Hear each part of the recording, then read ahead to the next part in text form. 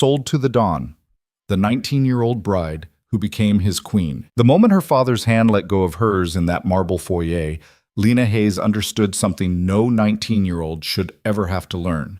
She had not been brought to Italy to save him. She was the payment. A man twice her age stood at the top of the staircase, calm as winter, watching her the way a collector watches something rare finally delivered. No screaming, no chains, just a signature, a ring, and a door that locked from the outside. If you're watching from anywhere in the world right now, drop a like and tell me in the comments what city you're tuning in from. I want to see how far Lena's story travels. Stay with me until the very end. You won't believe what this girl becomes. The plane tilted into its descent over the Tuscan hills, and Lena Hayes pressed her forehead against the small oval window until the cold of it ached through her skin. Below her, the land looked like something out of a postcard her mother used to keep on the refrigerator back when her mother was still alive to keep anything. Red rooftops, cypress trees in tight dark lines, a river somewhere glinting like a dropped knife. She had never been out of the country before. She had barely been out of Ohio. "You're gonna love it, kiddo," her father said from the seat beside her, already on his third little bottle of bourbon from the drink cart. His tie was loose, his collar was damp. He had been sweating since they boarded in Newark, and Lena had pretended not to notice because pretending not to notice things about her father had become the full-time job of her life. Italy. Real Italy. Not that Olive Garden crap. "Dad, I'm just saying. You said that already twice." He laughed too loud, the way he laughed when he was nervous and trying to cover it with volume. A woman across the aisle glanced over and then glanced away. The quick, polite flinch Americans give each other in public. Lena felt heat crawl up her neck. "Relax," her father said. "We're almost there. We land. We meet the guy. We sign the paperwork. We're back home by the weekend. You'll have a story to tell at school." "I'm not in school anymore, Dad." "Community college is school." "I dropped out in February. I told you." He looked at her then, really looked at her, and for a second she saw something flicker behind his red-rimmed eyes. Something that almost looked like grief, or maybe just the recognition that he had missed another thing. Then it was gone, covered up with the same grin he used on bartenders and bail bondsmen. "Right," he said. "Right, sorry, sweetheart. Head's been a mess." Lena didn't answer. She went back to the window. She was 19 years old. She had $840 in her checking account, a duffel bag in the overhead bin, and a passport that had been issued 3 weeks ago in a strip mall in Columbus. Her father had told her the trip was about a business opportunity, something about real estate, something about a partner in Florence who needed an American face on some documents. He had promised her $10,000 for 2 days of work. $10,000 was a lot of money when you were 19 and your rent was due and your mother was 3 years in the ground and your father had already pawned your grandmother's ring twice to get it back once. She should have known. Some part of her, the part that lived underneath all the other parts, had known. She had known it when he picked her up from her apartment in a rented Cadillac he couldn't afford. She had known it when he wouldn't tell her the name of the man they were meeting. She had known it when he hugged her at the gate in Newark and held on a second too long and whispered, "I'm sorry, kiddo," into her hair before she could ask what for. But she had gotten on the plane anyway, because he was her father. Because you don't stop believing your own father, not really, not even when you should. Not even when every single thing he has ever told you has turned out to be the soft version of something harder. The wheels kissed the runway. Lena's stomach dropped. A black car was waiting outside baggage claim. Not a taxi. Not an Uber. A car. Long and polished and serious, the kind of car that made people glance twice and then look away fast.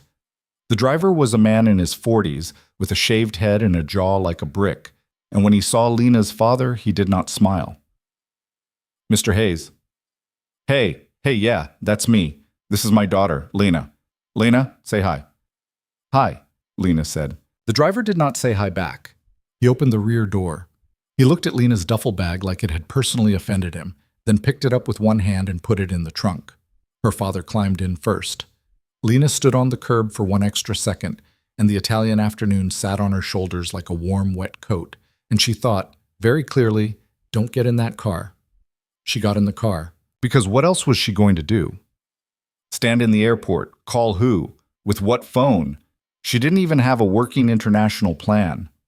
Her mother was dead. Her father was already buckling his seatbelt.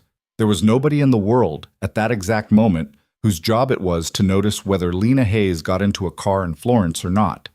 The driver pulled away from the curb without a word. They drove for almost 2 hours. The city fell away first, then the suburbs of the suburbs.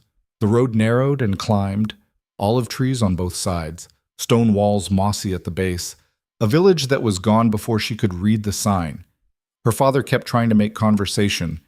"Isn't this something? Look at those hills. Remember when we took you to Cedar Point?" And Lena kept answering in single syllables because her throat had started to close up an hour ago, and she could not make it open again. "Dad," she finally said, "where are we going?" "I told you, to meet the partner." "In the middle of nowhere?" "He's got a big place. Old money. Old money. Wait till you see it." "Dad." "What?" "Look at me." He didn't. "Look at me," she said again, and something in her voice must have been different, because he did. His eyes were glassy. His mouth was trembling a little at one corner, a small tic she had never seen on him before. He looked, she realized, exactly like a man being walked to something. "Daddy," she said, and the word came out smaller than she meant it. "What did you do?" "Nothing," he said. "Nothing, honey. It's fine." "What did you do?" The driver's eyes flicked up to the rearview mirror once, then down again. Her father swallowed. He reached out and took her hand, and his palm was wet. "It's just paperwork," he said. "That's all. Just paperwork. You sign a couple things, we go home, it's over. I promise you. I promise you, Lena." She pulled her hand back. She didn't say anything for the rest of the drive. The villa appeared the way certain buildings do in dreams, suddenly, and too big. One minute there was a long white gravel road between 2 rows of cypress, and the next minute the road opened into a courtyard, and the courtyard opened into a house that was not a house. It was a compound. Stone the color of old bone. 3 stories. Iron gates that had already closed behind them by the time Lena turned to look. A fountain in the center with a marble woman pouring water out of a jug, her face worn smooth by centuries. 2 men in dark suits stood at the front door. Not servants, not butlers. Something else. They watched the car roll to a stop with the flat, patient eyes of men who got paid to watch things. The driver killed the engine. "Out," he said. It was the first word he had spoken the entire drive. Lena's father fumbled with his seatbelt. His hands were shaking badly now. He couldn't get it unclipped. Lena leaned over and unclipped it for him, because that was the kind of thing you did, apparently, even when you had started to hate a person a little bit, even when you were afraid of them. "Lena," he whispered. "Lena, honey, listen. Whatever happens in there, just be polite, okay? Just be respectful. He's a very important man. He's been very understanding." "About what?" About the situation." "What situation, Dad?" "Out," the driver said again, louder. Her father got out. Lena got out. The air outside the car smelled like lavender and cut grass and something else, something faint and metallic that she couldn't place and didn't want to. Her duffel bag was set down on the gravel beside her. The trunk closed. The car did not leave. One of the men at the door spoke into a small radio clipped to his collar. The heavy wooden doors opened from the inside.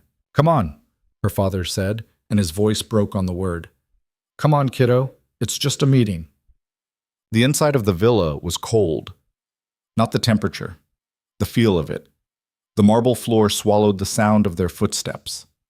The ceiling was so high it seemed to belong to a different building entirely. Oil paintings in gold frames watched them from the walls. Men on horses, women in long dresses, a pope, a saint, a hunting dog. The air smelled like beeswax and old stone. They were walked through a hall, then another hall, then into a room with tall windows and a fireplace taller than Lena and a long dining table that could have seated 20 and was set, right now, for 3. And at the head of the table, already seated, already waiting, was a man. He did not stand when they entered. He was maybe 45, maybe older. It was hard to tell. His hair was dark and cut short, graying cleanly at the temples. His face was narrow and very still. He wore a charcoal suit with no tie, the collar of his white shirt open at the throat, a heavy silver watch on his left wrist, a single plain ring on his right hand. He was drinking something amber out of a short crystal glass. And when Lena came into the room, he looked at her over the rim of it and did not look away. It was the most direct look she had ever received from another human being in her life. Not hungry, not angry, not any of the things she had been bracing for on the drive. Just seen, the way an appraiser looks at a thing before he quotes you the price. Lena felt her face go hot, and then cold, and then hot again. She forgot for a second how to walk. "Mr. Valenti," her father said, too loud, too fast. "Sir, thank you. Thank you for having us, for arranging, for—" "Sit down, Thomas." The voice was quiet, low, Italian underneath the English, but lightly, the way a shadow is underneath a floorboard. The man, Valenti, gestured to the two chairs on his right with one small movement of his fingers. It was not a request. Thomas Hayes sat down. He knocked over his water glass, reaching for the back of the chair. A serving woman appeared out of nowhere and cleaned it up without looking at any of them. Lena did not sit. Valenti's eyes moved to her and stayed there. "You must be Lena," he said. "Yes." "You are very tired from your travel." "Yes." "Please sit. Eat. We will talk after." "I'd rather talk now." The words were out of her mouth before she knew she was going to say them. Her father made a small noise in his throat, a strangled little "don't," and for a half-second Lena thought she had made a terrible mistake, that whatever rules this room ran on, she had just broken one. But Valenti didn't react. He didn't frown. He didn't smile either. He just looked at her for another long moment, and then he tilted his head very slightly, the way a man might tilt his head at an animal that had done something a fraction more interesting than he'd expected. "Very well," he said. "Thomas, leave us." What? "Sir, I don't think—" "Leave us." Her father looked at her. Lena looked back. He opened his mouth. He closed it.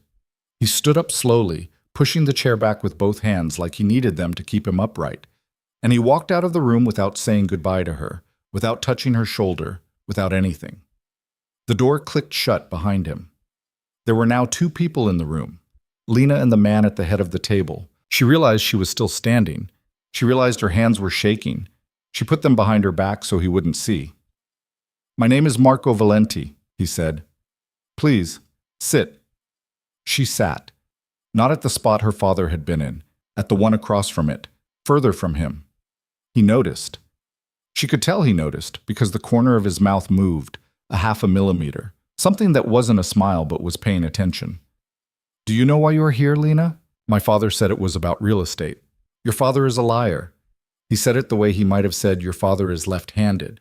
No heat, no judgment, just a fact, laid down on the table between them like a knife. "I know," she said. "Do you?" "Yeah, I do." "How long have you known?" "Long enough." He considered her. He took a slow sip from his glass. He set it down. "Your father owes a great deal of money," he said, "to me, and to some other people I speak for. The amount is more than he will earn in what remains of his life. More than he will earn in 2 of his lives, if we are being honest. He came to me 6 months ago. He asked for more time. I gave him more time. He came back 3 months ago. He asked for more time. I gave him more time. 2 weeks ago he came to me again, and this time he did not ask for more time. This time he offered me something else." Lena's mouth had gone dry. She could hear her own pulse in her ears, a high, fast ringing. "What?" she said. Marco Valenti looked at her. "You," he said. The room did a slow, sick rotation. She gripped the edge of the table. Her knuckles went white. She realized, about to throw up. She swallowed it down. She swallowed it down again. She was not going to throw up in front of this man. She was not going to cry in front of this man. She did not know why those two things felt suddenly more important than the words he had just said, but they did. "What does that mean?" she said, and her voice came out even, which surprised her. "What does that mean, you? What are you? What is he? What? A marriage. A what? A marriage, Lena, between you and me. No. I understand this is No." She was standing. She didn't remember standing. The chair had scraped back hard against the marble. Her whole body was vibrating. Some small detached part of her mind was noting, almost curiously, that this was the loudest she had ever spoken to an adult in her entire life. "No," she said again. "No. No, that's not a thing. That's not something people. I'm 19 years old. I'm an American. You can't just. My dad can't just. Sit down, Lena. I want to go home. Sit. Down." Still that same low, quiet voice. He had not raised it once. He had not stood up. He had not moved a muscle. And yet the room felt smaller somehow. The walls closer. The doors farther. She sat down. She was crying now. She couldn't help it. Two fat, hot tears rolling down her face, and she wiped them away furiously with the back of her hand, and more came. He watched her cry. He did not offer her a napkin. He did not offer her kind words. He just watched her with that same still terrible patience. And when she was finished, he spoke again. "You have been given bad information," he said, "about what is happening here. So I'm going to give you good information. Are you listening to me?" She nodded because she didn't trust her voice. "Your father is alive right now because of a decision I have not yet made. That decision will be made before the end of this week. If you leave this house tonight, he will not see Sunday. Do you understand what I'm saying to you?" "You'd kill him." "I would not. Other men would. I would permit it." That's the same thing." "It is not. But I will not argue the point with you." He folded his hands on the table. The ring on his right hand caught the light. "I am not a young man, Lena. I am not a romantic. I did not look at your photograph and fall in love. Your father offered you to me as payment, and I accepted because the alternative was a great deal of blood, and I am tired of blood. You will come to live in this house. You will take my name. You will be treated well. No one will harm you. No one will touch you without your permission, including me. This is not negotiable, and it is not a courtship. It is an arrangement. Do you understand?" I don't understand any of this." "You will. I want to call someone. I want to call." "There is no one to call, Lena. There is no consulate coming for you. There is no policeman. Your father has signed papers. You came into this country on a visa I arranged. For the next 7 days, legally, you are already my wife. The ceremony at the end of the week is a formality." She stared at him. "You're insane," she whispered. "I am not." "You are. You are out of your mind. You can't. People don't. This isn't." "People do," he said. "They always have. You simply have not, until today, been one of the people it happens to." She didn't remember later how she got out of that room. She remembered a woman appearing at her elbow, older, gray-haired, kind-faced in a tired way, and a hand at the small of her back, and a staircase, and another staircase, and then a bedroom the size of her entire apartment back home. A 4-poster bed, a fireplace, French doors to a balcony, a closet already full of clothes in her size, a bathroom with a tub deep enough to drown in. The door closed behind her. She heard from the other side a small mechanical sound, a lock. She ran to it. She turned the handle. It turned. The door did not open. She turned it again, and again, and again. She put her shoulder against it. She kicked it. The pain shot up her leg, electric, and she sat down on the floor and held her foot and let out a sound that wasn't quite a scream and wasn't quite a sob, something raw, something she didn't have a word for. She crawled to the French doors. She pushed them open. The balcony was wide and beautiful and overlooked the gardens and a long slope of olive trees rolling down to a stone wall at the far end of the property. It was maybe a 30-foot drop to the flagstones below. There was no trellis, there was no ladder. There were, she now noticed, 2 men in dark suits walking the perimeter of the garden with dogs. She stepped back inside. She went to the bathroom. She threw up. She stayed there a long time, on the cold marble floor with her cheek against the side of the tub. And she thought about her mother. She thought about her mother's hands. She thought about the smell of her mother's shampoo. She thought about the last thing her mother had said to her in the hospital. "Be a little bit smarter than me, baby. Promise me that. Promise me you'll be a little bit smarter than I was." And Lena had promised, and Lena had not been. She had gotten on the plane. She had gotten in the car. She had let go of her father's hand.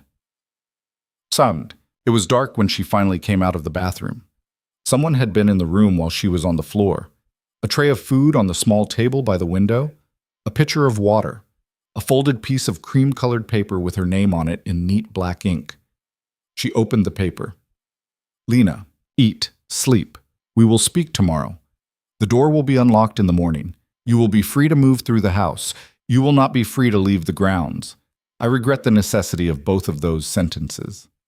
M. She read it 3 times. Her hands were steady now. That was the strange part. Her hands had stopped shaking. Somewhere between the bathroom floor and the opening of this envelope, something inside her had gone quiet. Not calm. Quiet.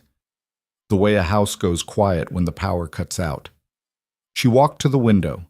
She looked out at the dark garden, at the small, moving shapes of the men and their dogs, at the moon hanging low and yellow over the olive trees. Somewhere in this house, right now, her father was sitting in a room. Maybe eating a meal, maybe drinking, maybe already gone, driven back down that long white gravel road, already on his way back to whatever life he thought he still had. She understood, suddenly and without self-pity, that she was never going to see him the same way again, whatever happened next, whatever she survived. The man who had walked her off that plane and into this house was dead to her now. He had died somewhere between Newark and Florence, and she had been sitting right next to him, and she hadn't even noticed. She went back to the tray. She was not hungry. She made herself eat anyway. Bread, a piece of cheese, a small bowl of something warm and salty that tasted like the sea. She drank the water. She sat down on the edge of the enormous bed. It was made up with linens that probably cost more than her car. She pressed her palm against the duvet, and it was so soft it felt like an insult. "Okay," she said, out loud, to the empty room. Her voice was rough from crying. "Okay. Okay, Lena, okay." She didn't know what came after okay. She sat there for a long time. In the morning, the door was unlocked. She heard it, somewhere around 6, the same small mechanical sound, but in reverse. She had not slept. She had sat up in a chair by the window all night, wrapped in a blanket, watching the sky go from black to gray to pink to a pale gold that spilled across the terracotta rooftops of the outbuildings below. She waited an hour after she heard the lock. She didn't know why. Some stubborn instinct that said, "Don't give him the satisfaction of you running out." Then she got up. She washed her face. She put on the same clothes she had worn on the plane because she was not going to wear anything from his closet. Not yet. Not today. She opened the door. The hallway was empty. She walked. The villa in daylight was even bigger than it had seemed the night before. She passed rooms with the doors half open. A library, a sitting room, a study. A long gallery lined with more of those old paintings. Everywhere she went, she could feel the presence of other people somewhere just out of sight. A footstep around a corner, the clink of a dish, low voices in a language she didn't understand. No one stopped her. No one spoke to her. She made it to the ground floor.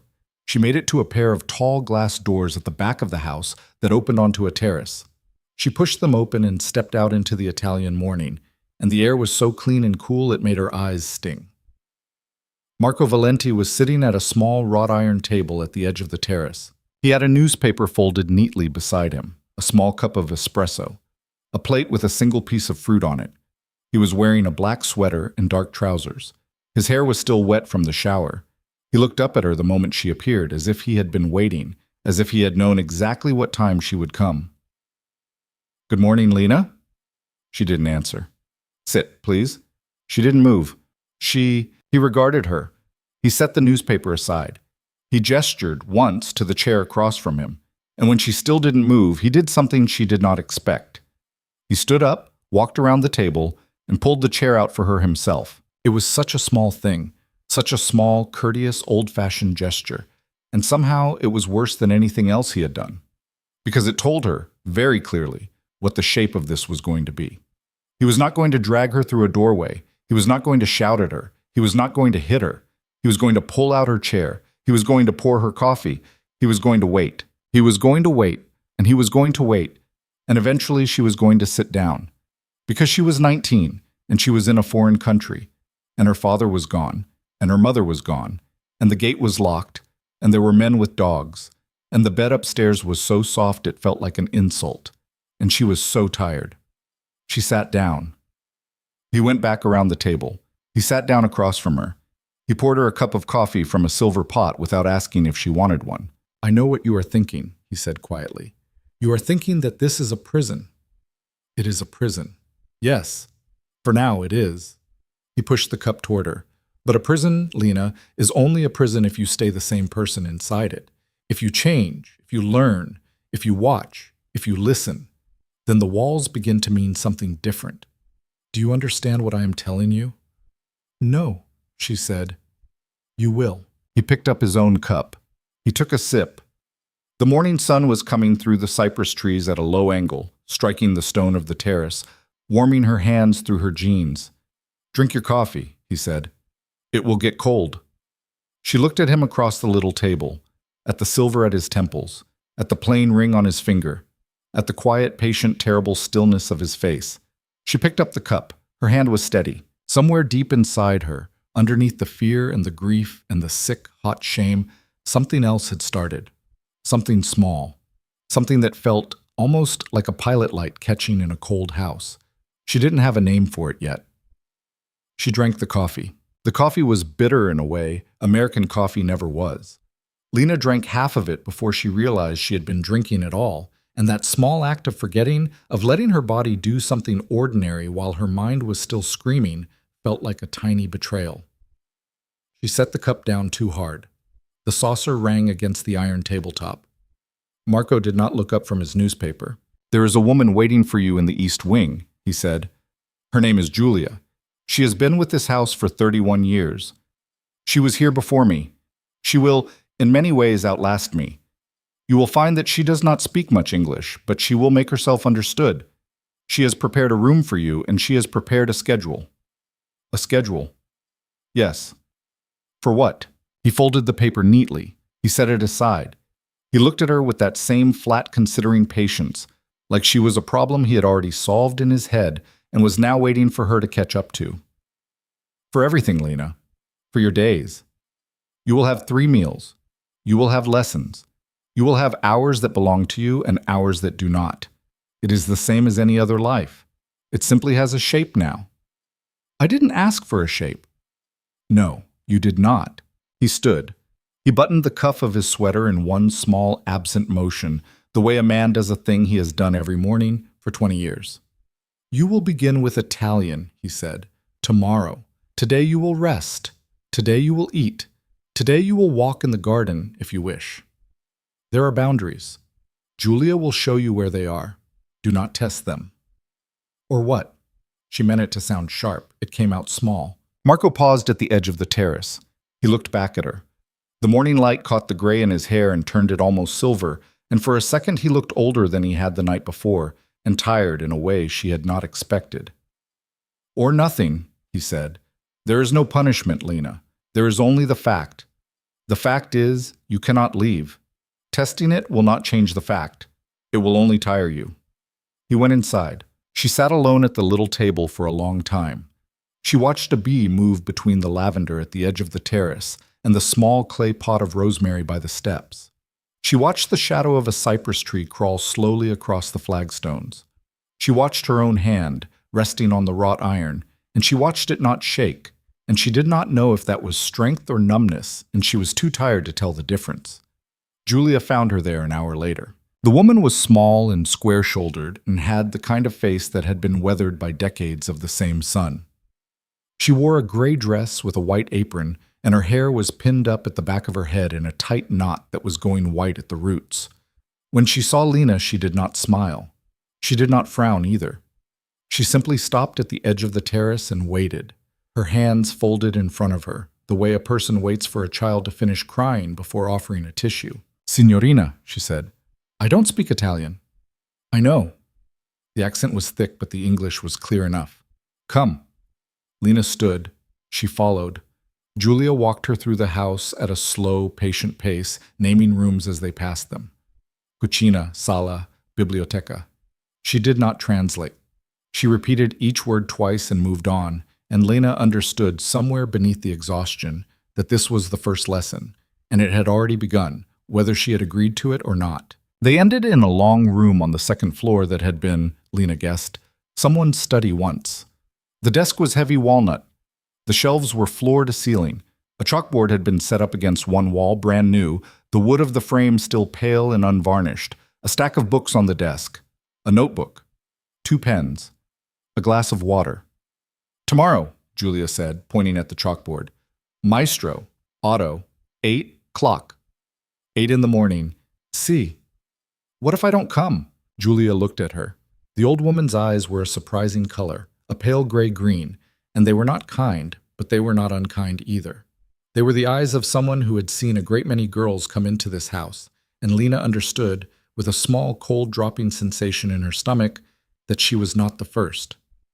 "You come," Julia said. "But if I don't?" "You come, signorina." It was not a threat. That was what made it terrible. It was a statement about the shape of reality, the same way Marco had said you cannot leave, and Lena realized she was going to have to learn to listen to the difference between a threat and a fact in this house, because the facts were going to be the things that killed her, if she didn't. She nodded. Julia nodded back. Something in her small, wrinkled face softened, barely, a crack of a millimeter. "Brava ragazza," she said under her breath, and walked out. The first week was the worst, not because anything happened to her, because nothing did. Lena woke at 7. Lena went to lessons at 8. A small man named Alessandro with owlish glasses and an enormous patience drilled her on Italian verbs until her jaw ached. A different man, younger, came in the afternoons to teach her French, and she hated him on sight because he was too handsome and too pleased with himself, and he corrected her pronunciation with a small curl of his mouth that felt like being laughed at. She complained about him to Julia on the 3rd day. The 4th day, he was gone. A woman in her 50s took his place, with iron gray hair cut short and a voice like gravel, and Lena did not complain again. She ate 3 meals a day. She did not eat them with Marco. He was, she gathered, often away. In Rome, in Milan, once in Zurich. And when he was at the villa, he ate alone in a smaller room off the kitchen, and she ate alone on the terrace when the weather was good, and in the small breakfast room when it was not. Sometimes she heard him on the phone in his study, his voice low and level, always in a different language depending on the day.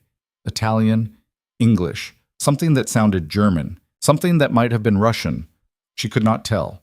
She sat on the stairs one evening and listened and did not understand a word, and it felt suddenly like the most urgent problem in her life. Not that she was trapped, not that she was engaged against her will to a man older than her father, but that she could not understand what was being said around her, in her own house, about her own life. She started studying harder the next morning.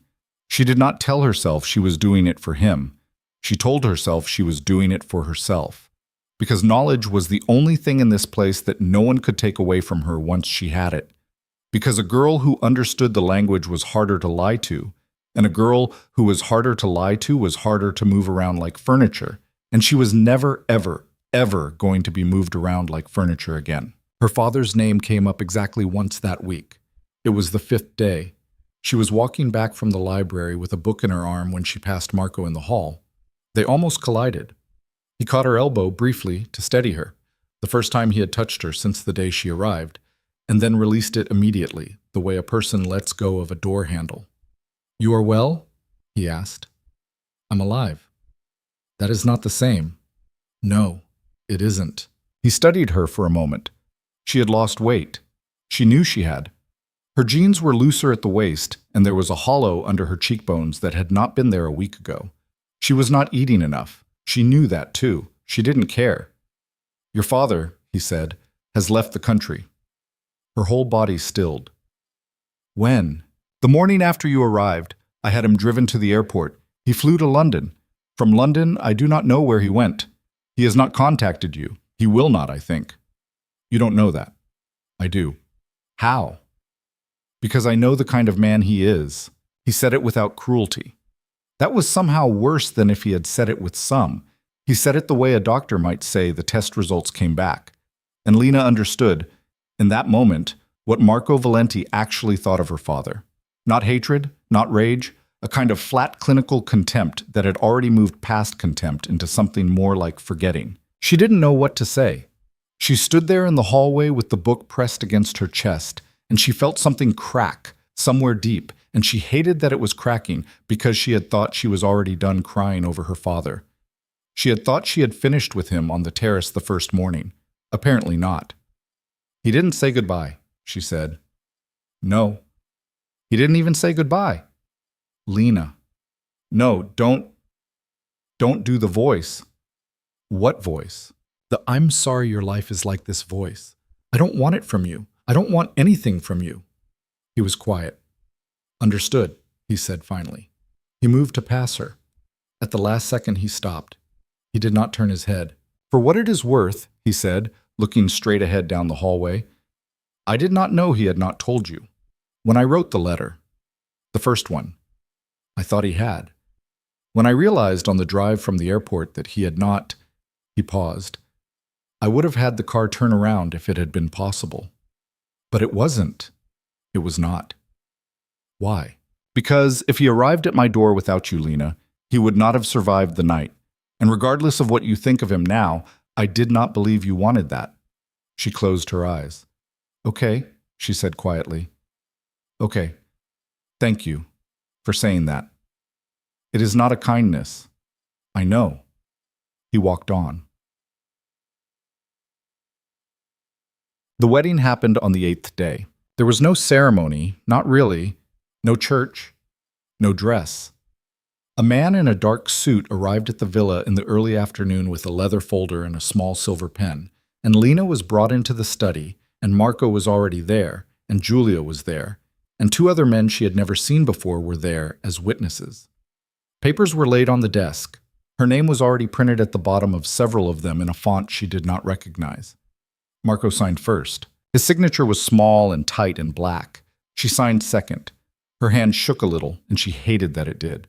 The man in the suit sealed the papers with a little foil stamp and gave a small nod and shook Marco's hand and left. The entire thing took 11 minutes. Julia hugged her briefly before leaving the room. It was the first time anyone had touched her with anything resembling warmth since she had landed in Italy. It was so unexpected that Lena almost cried. She did not. She had started learning not to. When they were alone, Marco poured 2 small glasses of something dark from a decanter on the sideboard. He handed one to her. She looked at it. What is it? Amaro, a digestive. It is tradition. I'm 19. In Italy, that is not relevant. She took a sip. It tasted like burnt herbs and dark sugar and medicine. She coughed. He almost smiled. The almost being as she was coming to understand the most he ever gave. Salute, he said. That means cheers. Yes. I've been studying. I know. He took a sip of his own. He did not cough. You did not ask me, she said, if I wanted to sign. No. Would it have mattered if I said no? He considered the glass in his hand. If you had said no, he said slowly, I would not have forced your hand to the pen. I am not a man who signs contracts with unwilling parties. The paper would have no strength. But Lena, and I am telling you this because you have asked me the truth and you deserve the truth. If you had said no, you would still have lived in this house. You would still have been its mistress in every way that matters. Nothing about your situation would have changed, except that I would not have had the legal paper. That is the honest answer. So the paper is for you. The paper is for the world, for the people who must believe certain things in order for you to be safe within this house. The world outside our walls is not kind, Lena. There are men who would see you as a piece on a board. The paper makes you mine in their eyes. It makes hurting you the same as hurting me, and hurting me, for reasons you will come to understand, is something those men cannot afford. So I'm protection. You are protected. There is a difference. She drank the rest of the Amaro in one swallow. It burned going down. She welcomed it. I want to see the garden, she said. Alone. No one with me. Not tonight. I want to walk. He looked at her for a long moment, then he nodded once. You will be watched, he said, but no one will walk with you. Yes. She set the glass down. She walked out of the room. She did not look back. The garden at dusk was the most beautiful thing she had ever seen, and she hated it for being beautiful, because she did not want to be comforted by anything in this place. The light went soft and low over the olive trees. The cypress threw long black shadows across the path. The air smelled like rosemary, and dry earth, and somewhere in the distance, wood smoke. She walked until she found a stone bench at the far end of the lower terrace, half hidden behind a tangle of old wisteria, and she sat down on it, and she put her face in her hands, and she cried for 30 minutes straight, and she did not make a sound the entire time because she had learned already that silence was a form of privacy in a house where nothing was private. When she was done, she wiped her face on her sleeve. She stood up. She walked back to the villa. She ate dinner. She went to bed. The next morning, she went to Italian class at 8. Her verbs were better that day than they had been the day before. Weeks became a month. A month became 2. The house rearranged itself around her, or she rearranged herself around it, she could not tell which. The lessons multiplied. Italian in the morning, French after lunch. 3 times a week, a woman named Signora Conti came from Florence to teach her what Giulia called comportamento. Behavior, though it meant more than that. It meant how to sit, how to stand, how to enter a room, how to hold a wine glass, how to greet an ambassador, how to refuse an invitation without giving offense, how to accept one without giving ground. Signora Conti was in her 60s and had the posture of a woman who had once had to correct a queen and still considered that queen to have been a disappointment. "You walk like an American," she said on the first day. "It is a crime. We will fix it." "I am an American." "Not anymore, Cara. You are something else now. We will find out what." 2 afternoons a week, a man named Dario came to the villa. Dario was in his late 30s, former military, built like a piece of farm equipment, and the first time he walked into the gymnasium on the ground floor and told Lena he was going to teach her how to defend herself. She laughed at him. Actually laughed. Out loud. A hard, short bark of disbelief. He waited for her to finish. He did not smile. "You think this is funny, signorina?" "I think it's ridiculous. Who am I going to fight? The gardener. Anyone who comes through that gate with the wrong intent. That's what Marco's men are for. Marco's men will not always be in the room. I will not always be in the room. Your husband will not always be in the room." He said the word husband neutrally, without looking at her, as if it were any other word. "One day someone will reach for you, and there will be no one between you and them but you. On that day, signorina, you will wish you had not laughed at me." She stopped laughing. He taught her how to stand. He taught her how to breathe. He taught her how to fall without hurting herself, which took 3 weeks and left her black and blue from hip to shoulder, and she cried about it exactly once, privately, in the bathtub, with the door locked. Then he taught her how to get out of a wrist grab, then a hair grab, then a choke from behind, then eventually how to shoot. The first time he put a pistol in her hand, her whole arm started shaking. It was heavier than she had expected, colder. He adjusted her grip without speaking. He stood behind her and aligned her shoulders. He told her to breathe. He told her to squeeze, not pull. The first shot went into the dirt 20 feet short of the paper target. The second went over it into the trees. The 11th hit the paper. The 14th hit the black. By the end of that afternoon, she had bruises up both forearms, and her ears were ringing through the plugs, and she could not feel her fingers properly. And Dario looked at her targets, at the tight little cluster she had finally managed in the last magazine, and he grunted. "Not bad, signorina. That's the first compliment you've given me. It will be the last for some time. Do not get used to it." She smiled before she could stop herself. It surprised her. It was the first time she had smiled in the villa, as far as she could remember, and she caught Dario noticing it, and she wiped it off her face fast, like it was something embarrassing. He pretended not to see. Marco watched her change. She knew he watched. She caught him sometimes from the window of the gymnasium, standing at the edge of the terrace with a small cup of coffee in his hand, not obviously observing, just there, the way weather is there. Sometimes he was at the top of the stairs when she came up from a lesson, sometimes at dinner, because they had begun in the second month to eat dinner together once or twice a week at the long dining room table where she had first seen him, with both of them placed at the far ends so that they had to speak loudly to be heard, which meant they mostly didn't speak at all. He never asked her how the lessons were going. He never asked her if she was happy. He never asked her anything that had an easy answer. Instead, one night, over a plate of something small and expensive involving artichoke hearts, he asked her what she thought of the painting above the fireplace. She had not been expecting it. She looked up. She had passed the painting every day for 2 months, and she had never really looked at it, It was a landscape, a storm over a coastline, a small figure of a woman on a cliff, her back to the sea, walking away from the water. I don't know, Lena said. I don't know anything about art. I did not ask what you know about art. I asked what you think of the painting. I think... She paused. She actually looked at it for the first time. I think she's leaving someone. On the beach. The storm is behind her. She's already decided. Yes. Yes, what? That is what I think, too. He went back to his plate. He did not say anything else about the painting. Lena looked at it for the rest of the meal, and she looked at it every time she passed it after that.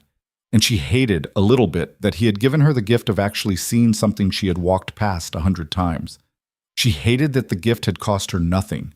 She hated that it was hers now, and she couldn't give it back. In the 3rd month, he took her to a dinner. It was not optional. Julia laid the dress out on her bed 3 days in advance. Long, dark green, cut simply, expensive in the quiet way that the most expensive things are quiet. A jeweler's box next to it, small and black, containing a pair of earrings that were not flashy and not modest, a thin gold chain for her neck, a pair of shoes that Signora Conti had made her practice walking in for a week beforehand. Where are we going? Lena asked. A home, Julia said. Whose home? Julia said a name. Lena did not recognize it. She asked Marco at dinner that night, across the long table. Matteo Raguso, he said, an associate. A friend. I said an associate. I did not say a friend. Is there a difference? There is always a difference, Lena. Never forget that in this world, there is always a difference. Should I be afraid? He set his fork down. He looked at her for a long time. You should be prepared, he said. There will be a woman there. Her name is Sofia Raguso. She is Matteo's wife. She is younger than he is, though older than you. She is clever. She is bored. She will test you. Every woman at that table will test you, but Sofia in particular will try to make you look small, because she does not yet know what you are, and she would prefer to decide what you are before you do. And what am I? That, Kara, you are going to have to show them yourself. I will not be able to help you in that room. I will be 20 feet away in a conversation about the price of cargo. You will be alone. Great. Helpful. It is the truth. I will not lie to you in this house. She looked down at her plate. Her hand had tightened on her knife without her noticing. She loosened it. She set the knife down carefully, the way Signora Conti had shown her, the handle resting at 4 o'clock on the plate. Okay, she said quietly. Okay. I'll be ready.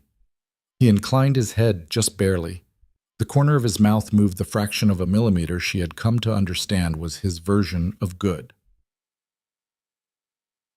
The Raguso house was smaller than the villa, but somehow louder, richer, in that overstuffed way that suggested the wealth was newer or less secure or both. The chandeliers were too bright, the paintings were too many.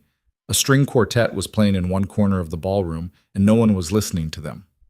Lena stepped into the room on Marco's arm, the first time she had taken his arm, ever, and she felt every head turn. She had been afraid she would freeze. She did not freeze. Signora Conti's voice was in her ear from 1,000 drills, chin level, shoulders back. You do not scan the room scans you. You look only at the face you are being introduced to, and you look at it as if you find it interesting, even when you do not. Especially when you do not. Matteo Raguso came to them first. He was a heavy man with a full silver beard and small watery eyes, and he kissed Marco on both cheeks and pumped his hand and spoke a flood of Italian so fast Lena caught perhaps 1 word in 5. Then he turned to her. His eyes went from her face to her feet and back again in one slow, appraising sweep, and she felt it like a hand moving over her. And Marco, standing beside her, his own hand resting very lightly at the small of her back, did not react, not visibly, except that his thumb pressed once against her spine. A small pressure, a signal she did not yet know how to read but understood anyway. Steady, it said. Now. She extended her hand. Piacere, signor Raguso, she said. Her Italian was clean. Her pronunciation was good. She had been drilling this sentence for a week. Matteo's eyes brightened. He laughed, delighted, and kissed the back of her hand in a way that was exactly one heartbeat too long. Americana che parla italiano, he said. Marco, what have you done? She is a treasure, a little treasure. She is my wife, Marco said quietly. The correction was small. It was not unfriendly. It was the kind of correction a man makes without changing his tone, and Matteo heard it the way he was meant to hear it, and he released Lena's hand and he smiled a smaller, more careful smile, and he stepped back half an inch. Of course, he said. Of course. Come. My wife is dying to meet her. They were moved through the room. Marco was peeled off at the edge of the ballroom by two men in dark suits. Business, she understood. The real reason he was here.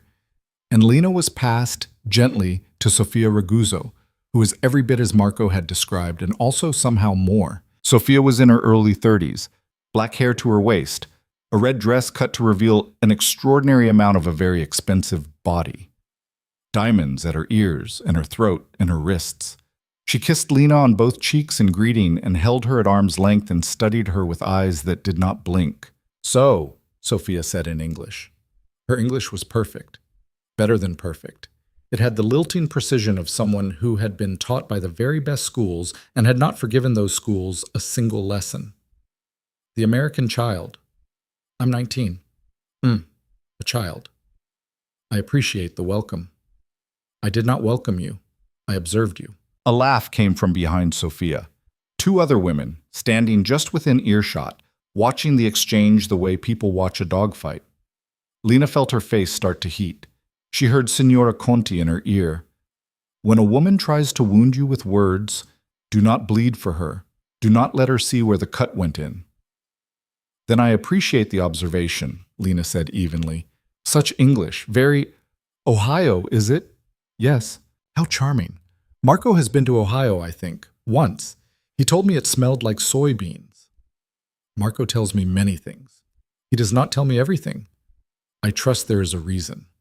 Sofia's smile did not falter, but her eyes did. Just a little. A tiny recalibration. The two women behind her stopped laughing. You speak well, Sofia said slowly, for someone so young. Thank you. It was not a compliment. I'll take it as one anyway. There was a beat. Sofia's lips parted. She was going to say something sharper. Lena could feel it coming. She braced. And then Sofia laughed. A real laugh, startled, throwing her head back. Dio mio, Sofia said. He has picked up a viper. I wondered what he was doing up there in that old pile of stones. Now I see. Come, little American, come. I am going to pour you a terrible amount of wine, and we are going to speak like civilized women, and you are going to tell me where you got those earrings, because they are the only thing about you that does not annoy me. They were a gift. From Marco. From my husband. Sofia looked at her again. Something in the look had changed, the way weather changes after a front passes. Same sky, different pressure. Yes, she said. From your husband. Come. Marco found her again an hour and a half later. She was standing at a tall window with a glass of wine she had barely touched, watching the garden lights flicker on across the lawn. She had survived it. More than survived. Sofia Ragusa had introduced her to 6 other women, every one of them important, and Lena had said exactly the right thing, every time, in the right language, with the right face. Signora Conti's drills had held. Dario's lessons in breathing had held. Her own spine had held. She was shaking now, but quietly, the way a building shakes after the storm has passed. Small. Internal. Private. Marco appeared at her shoulder without sound. He did not touch her.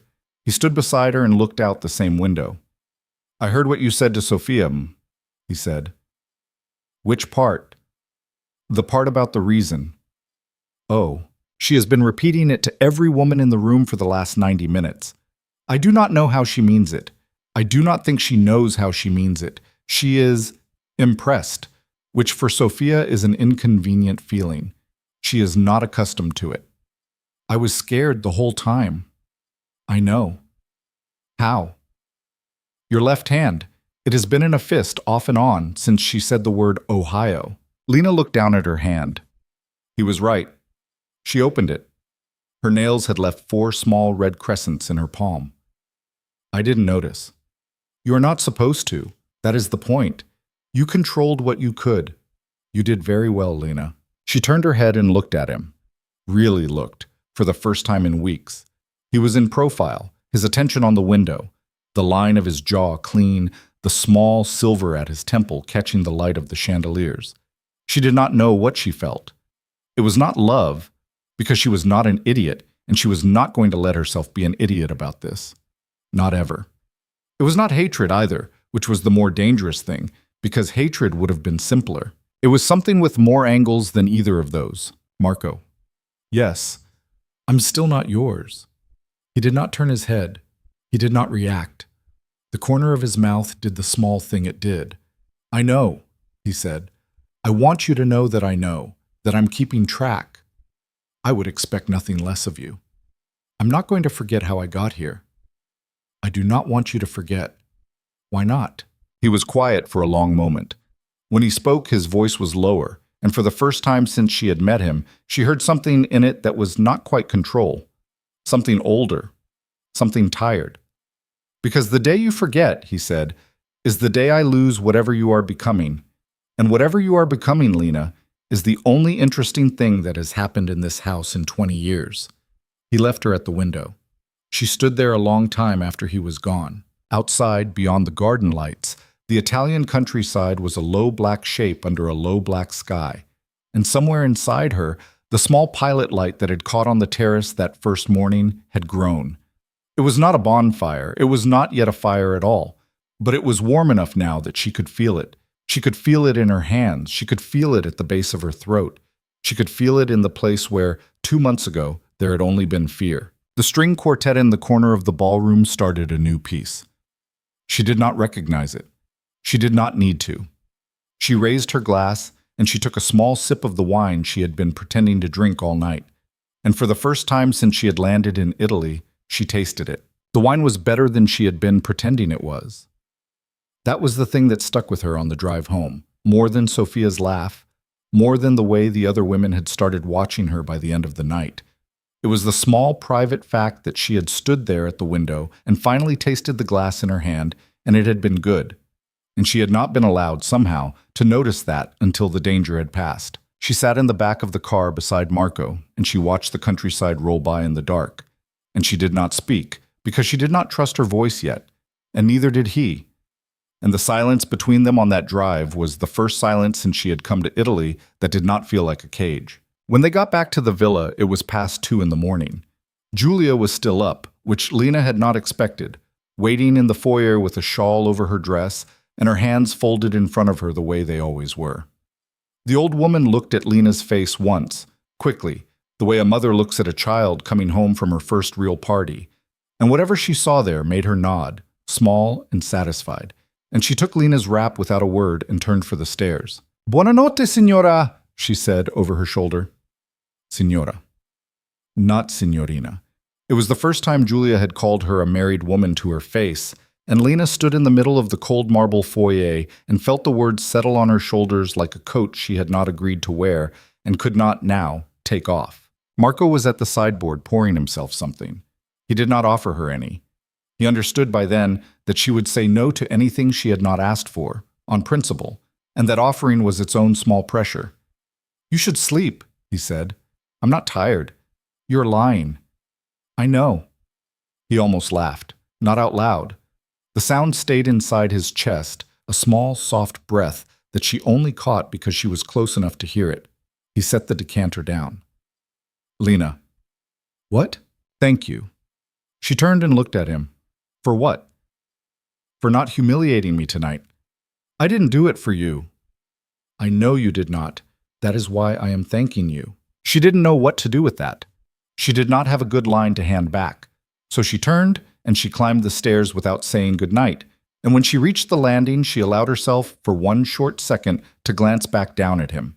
He was still standing at the sideboard, looking into his glass. He was not looking up. But she had the strangest feeling, walking the rest of the way to her room, that he had known she would look, and he had chosen, for reasons of his own, to let her. The week after the Raguso dinner, the villa felt different. Nothing visible had changed, The lessons continued. Alessandro with his verbs, Signora Conti with her correct and withering posture, Dario with his patient brutality in the gymnasium. But something in the way the house moved around her had shifted. Julia began bringing the household accounts to her after breakfast, small leather books full of numbers in a hand Lena could not yet fully read. A man she had never seen came from Florence with fabric samples and a measuring tape and asked her, in careful English, which of the spring patterns she preferred for the East drawing room, because the signora's opinion would be, of course, the deciding one. A delivery of flowers arrived for her personally from Sofia Raguso, with a small card that said in perfect Italian, "You are less tedious than I feared. We will have lunch on Thursday," and Lena had laughed out loud reading it, a real laugh, startled out of her. And then she had looked around to see who had heard and had been relieved to find the room empty. She was being recognized. That was the word for it. Not accepted, not yet, not trusted, but recognized. Treated by the small sealed world that had received her as a thing that existed, with weight and a shape. And the strange dark truth of it was that Lena, who had come into this house swearing she would never become what it wanted her to become, found that she did not entirely hate being seen. She hated that she did not hate it. That was the more honest thing. She lay awake some nights chewing on it like a piece of gristle she could not swallow. Because what did it say about her exactly? That the girl from Ohio, who had been sold like a bolt of cloth 3 months ago, was now finding it pleasant when a fabric merchant bowed to her opinion, when Julia called her signora, when a room full of women in Florence looked at her a second time and looked differently the second time than the first. What did it say about her that some small, warm, ugly part of her liked it? She did not tell Marco. She did not tell anyone. Some things a person had to carry alone. What she did tell him one night over dinner was that she wanted to learn about his work. He set down his knife. "No," he said. "Why?" "Because it is not a thing you want to know. That's not your decision. In this, Lena, it is. You made me your wife. Legally, in front of witnesses. You put me in a dress and took me to a house full of your associates and their wives. You let Sofia Raguso size me up like a racehorse. You are not now going to tell me that I'm allowed to be the decoration on top of this life, but not allowed to know what the life is. That's not a deal. That's a cage with nicer furniture." He looked at her for a long moment. The candle between them was low, guttering. She could see her own face, very small, reflected in his pupils. "Some of what I do," he said slowly, "would disgust you. Then it will disgust me. That's my problem. And some of what I do," he said, "would put you at risk, if you knew it. Because knowing is how one becomes useful. And useful, in my world, is how one becomes a target. Marco, I am already a target. You told me that yourself 3 months ago, on our wedding day. You told me I was valuable because I was married to you, and that men would look at me like a piece on a board. If that is already true, then the only question is whether I am a piece that understands the game, or a piece that gets moved." He was quiet a long time. He picked up his glass. He set it down without drinking. "All right," he said finally. "All right, what?" "All right, I will tell you what I do.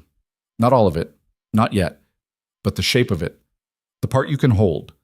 We will begin next week, on Mondays. After your lessons with Alessandro, you will come to the study, and I will show you what is on my desk." She had not expected him to agree. She had argued as if she were going to have to argue for a month. She had come to dinner braced for a fight, and now she sat there with her small speech half used in her mouth, and she did not know what to do with the rest of it. "Okay," she said. "Okay. Monday. Monday." She looked down at her plate. She found, to her surprise, that her hand was not shaking. She did not know, yet, whether that was because she was brave or because something inside her had moved past the place where fear lived. She did not think, at that moment, that she wanted to know. Some questions it was better to leave closed until you were certain you could handle the answer. Monday, he showed her a map. It was pinned to a large corkboard in the corner of his study behind a panel that slid aside, and Lena had walked through the study 100 times and never noticed the panel was there. The map was of Europe.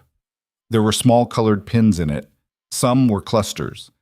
A dense thicket along the Dalmatian coast, another around Marseille, a third in a small knot near Antwerp. Some were scattered alone. A single black pin in Gdansk, a single red pin in a Swiss lake town she could not pronounce. What do the colors mean? Green is movement.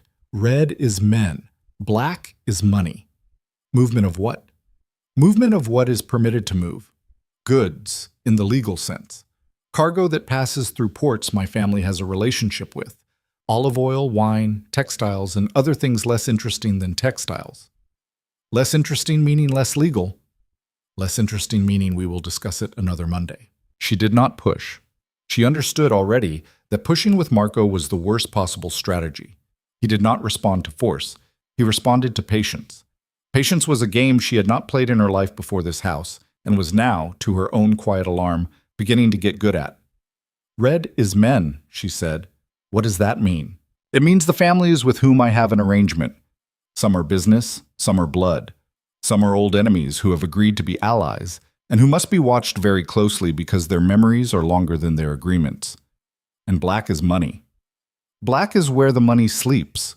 He tapped the pin in the Swiss town. Here, and 2 other places I will not show you on this board. There are men in those towns whose entire careers are the quiet keeping of things. They do not know my name. They know a number, and the number has a face, and the face is not mine. It is a lawyer in Milan who has done this for my family since before I was born.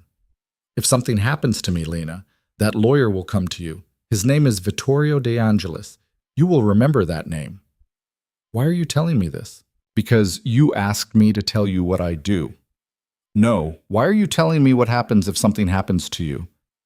That's not the shape of the work. That's the shape of the ending. He looked at her. There was something in his face she had not seen before, a small tired softness around the eyes, a thing that was almost but not quite sadness. Because Lena, in this work, the shape of the ending is always in the room. A man who does what I do and forgets that is a man who does not last. You asked me to tell you the truth. That is part of the truth. You think you're going to die. I think every man dies. I think the men in my family, historically, die sooner than most. I think that when I die, you will be young enough to still have most of a life ahead of you, and I would prefer you have the information to live that life well. She looked at the board for a long moment. She looked at the small pins. She looked at the Swiss lake town where the money slept. She thought about her father, somewhere in the world, drunk or not drunk, alive or not alive, a man she was not going to see again if she was lucky. She thought about her mother in the ground in Ohio. She thought about the small, warm pilot light inside her chest that had become, over the last 3 months, something steadier. Marco. Yes, I'm not going to be a widow in this house. You do not get to choose that. I'm telling you, I'm not going to let you be stupid enough to get killed. I didn't survive the first 3 months of this marriage so that I could spend the rest of it in a black veil. For the first time since she had known him, Marco Valenti laughed. Actually, laughed. A short, startled sound, low in his chest, and his face changed when he did it. A slight opening, a small crack in the stone. Duly noted, he said. I mean it. I know you do. He slid the panel closed. The map disappeared. The study was a study again. Go, he said. Julia will have lunch. Signora Conti is expecting you at 3. I know. I know you know. She smiled a little despite herself and walked out. She did not realize until she was halfway down the hall that she had smiled. She caught herself at the top of the stairs. She stood there for a second, her hand on the banister, and she held on to the smile for a beat longer than she meant to, and then she let it go. The attack came in the 5th month. It came on a Tuesday. She remembered that later with the strange clarity that violence always leaves behind, not the details of the violence itself, which blurred, but the ordinary things around it. Tuesday.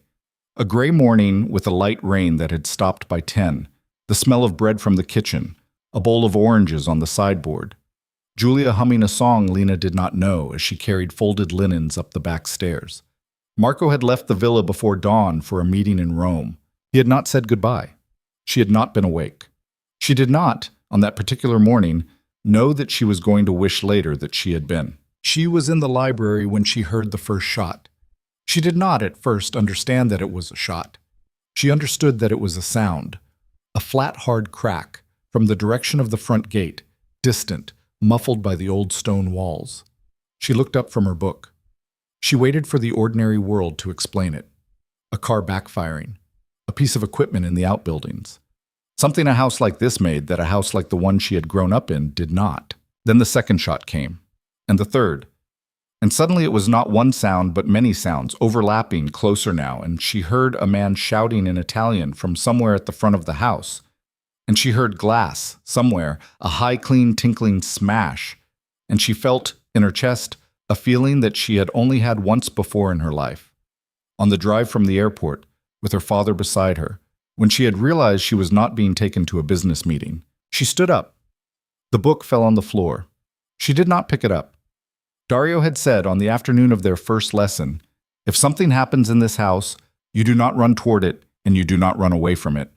You find the nearest hard wall and you put your back to it, and you remember where every door is, and you breathe." She put her back to the library wall. She counted doors.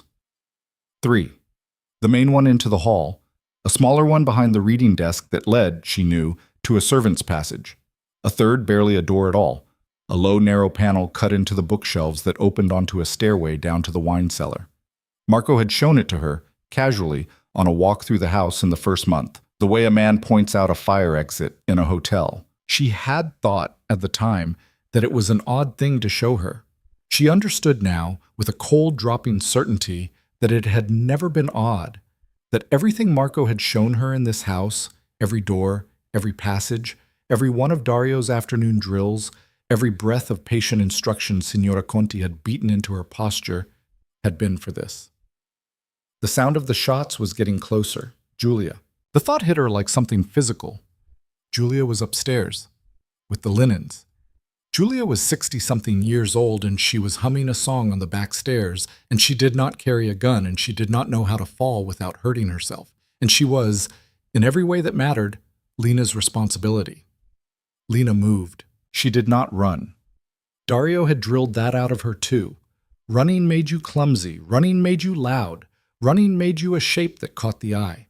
She walked fast, close to the wall, and she slipped out the small door behind the reading desk, into the narrow servant's passage. And the passage was dim and smelled like old wood and lemon polish, and she knew every turn of it by heart now because she had walked it with Julia for weeks to learn the household. She came out on the second-floor landing. She could hear downstairs men shouting. She could hear a door being kicked. She could hear, now, a different sound. Not rifle cracks, but the fast, flat pops of handguns, closer, inside the house. "Julia," she whispered. She moved down the hall toward the linen room. She passed an open window. She did not look out. Looking out was a shape in a window, and a shape in a window was a target. She kept to the inside wall. She moved. Julia was in the linen room. She had heard the shots, too. The old woman was standing very still in the middle of the room with a folded sheet in her arms, and her face was gray, and her mouth was a tight, thin line. And when she saw Lena in the doorway, she opened her mouth and Lena shook her head once, fast, and put a finger to her lips. "The cellar," Lena whispered. "Can you walk fast?" "Yes." "Come." "Signora." "Now." Julia came. She dropped the sheet. She came. They went back down the servant's passage. Lena led. Her hand was on the small pistol she had started, a month ago, carrying in a holster at the small of her back under her cardigan, a thing Dario had insisted on, a thing Marco had permitted without comment, a thing she had complained about for 2 weeks and then stopped thinking about. She did not now stop thinking about it. She was very aware of its weight. She was very aware of the safety. She was very aware that she had never pointed it at a person in her life, and that the distance between paper targets in a field and a person in a hallway was not a distance that could be measured in meters. They reached the library. They crossed it. Lena opened the small panel into the bookshelf. Julia went through first. Lena followed. She pulled the panel shut behind her. The stairs were narrow and turned sharply. The stone was cold. There was no light. Lena held Julia's elbow with one hand and kept the other hand on the pistol at her back, and they went down in darkness, step by step, and when they reached the bottom, the cellar opened in front of them, long and low-ceilinged, racks and racks of bottles in the dim light of a single electric bulb. "There's a second door," Lena whispered, "through the back. It opens onto the garden." "I know, Signora. Can we lock the panel from this side?" "See, there is a bar." "Do it." Julia did it. The old woman's hands were shaking badly, but she did it. The heavy iron bar dropped into the brackets with a low, muffled clunk that Lena felt more than heard. They stood in the dim cellar. Lena's heart was going so hard she could hear it in her ears. Julia sank down onto an overturned crate. Her face was white. Her mouth was moving silently. Upstairs somewhere, a man screamed. It was not a long scream. It was not the kind of scream movies trained you to expect. It was short, and it was wet, and it stopped. Julia closed her eyes. Lena took the pistol out of the holster. She checked the safety. She did not click it off yet. Dario's voice was in her head. A gun in your hand is not yet a gun. It becomes a gun when your finger is on the trigger. Until then, it is a tool. Do not make it a gun until you need to. How many ways into this cellar? She whispered. 2, the stairs. The garden door. Is the garden door locked? Always. From both sides. Key. On my... Julia fumbled at her waist. She had a small ring of keys at her belt under her apron. Her hands were trembling. She could not find the one she wanted. Lena took the ring gently from her, and Julia whispered the shape of the key, and Lena found it. They moved toward the garden door at the back of the cellar, and that was when the footsteps started on the cellar stairs behind them. Lena froze. They were on the wrong side of the bar. The bar was holding. The bar would hold. The panel at the top of the stairs was heavy oak, and the bar was iron, and no one was going to come through it quickly. But the footsteps were coming down anyway, slow, heavy, deliberate, and Lena realized with a plunging, sick certainty that whoever was on those stairs had not come through the library panel. There was another way in. Of course, there was another way in. There was always another way in a house this old, and she had not been shown all of it yet, because she had only been in the house 5 months, and Marco had been in this house his entire life, and the man on those stairs had maybe been in this house longer than Marco had. Lena turned. She thumbed the safety off the pistol. Dario's voice. Breathe out when you fire, not in. 2 shots. Always 2 shots. A man goes down on 1, he gets up on 2. Julia behind her, very small. Signora, per favore. Get behind the rack, the big one, against the wall. Go. Julia went. The footsteps reached the bottom of the stairs. A man stepped into the dim light of the single cellar bulb. He was not large. That was the first thing Lena noticed. She had expected somehow that the men coming to kill them would be large. This man was wiry, medium height, maybe 40 years old, with a short dark beard and a black windbreaker and a pistol in his right hand held low at his thigh. He was breathing evenly. He was not sweating. He looked, she understood, like a man who did this for a living. He saw her. He stopped. He did not raise the pistol. Not yet.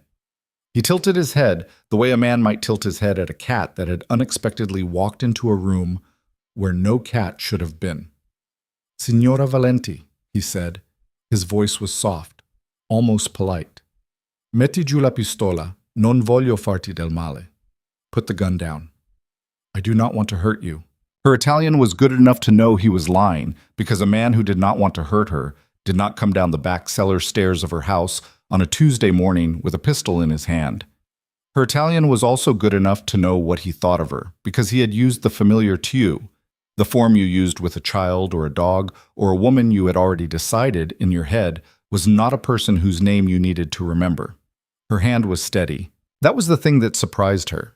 Later, thinking about it, not that her hand was steady, but that she noticed it was steady, and she noticed it in the moment, and the noticing did not make it less steady.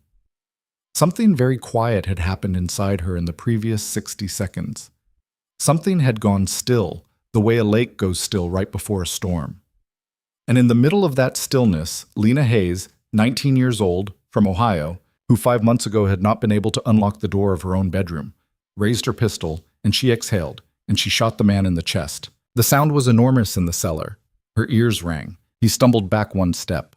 His own pistol came up reflexively, and she fired the second shot, the way Dario had taught her, because a man goes down on 1 and he gets up on 2, and the second shot hit him higher than the first, and he fell sideways against a wine rack and took 3 bottles down with him, and the glass broke on the stone floor, and the wine ran out across the flagstones in a long dark stain that in the dim light looked like something else.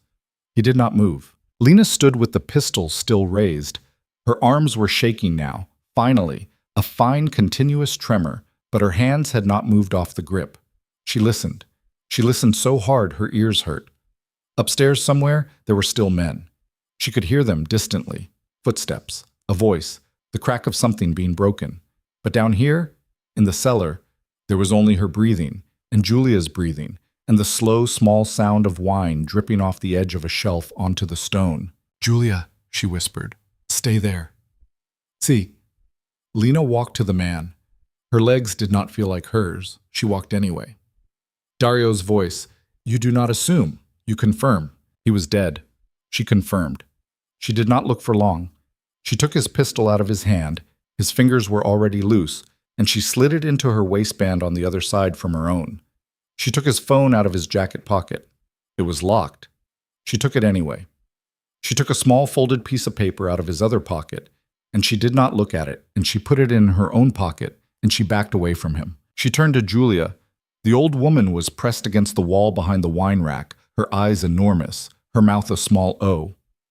"We're going out of the garden door," Lena said. Her voice was very calm. She did not know why. "We are going to go out, and we are going to stay close to the west wall, and we are going to go to the stone shed at the bottom of the olive grove, and we are going to wait there until Marco comes." "Signora, your hand—" "I'm fine. Come." "Your hand is bleeding." Lena looked down. She was, in fact, bleeding. A fine line of red on the back of her left hand, where a splinter of bottle glass must have caught her when the wine rack came down. She had not felt it. She was not feeling it now. She wiped it absently on her skirt.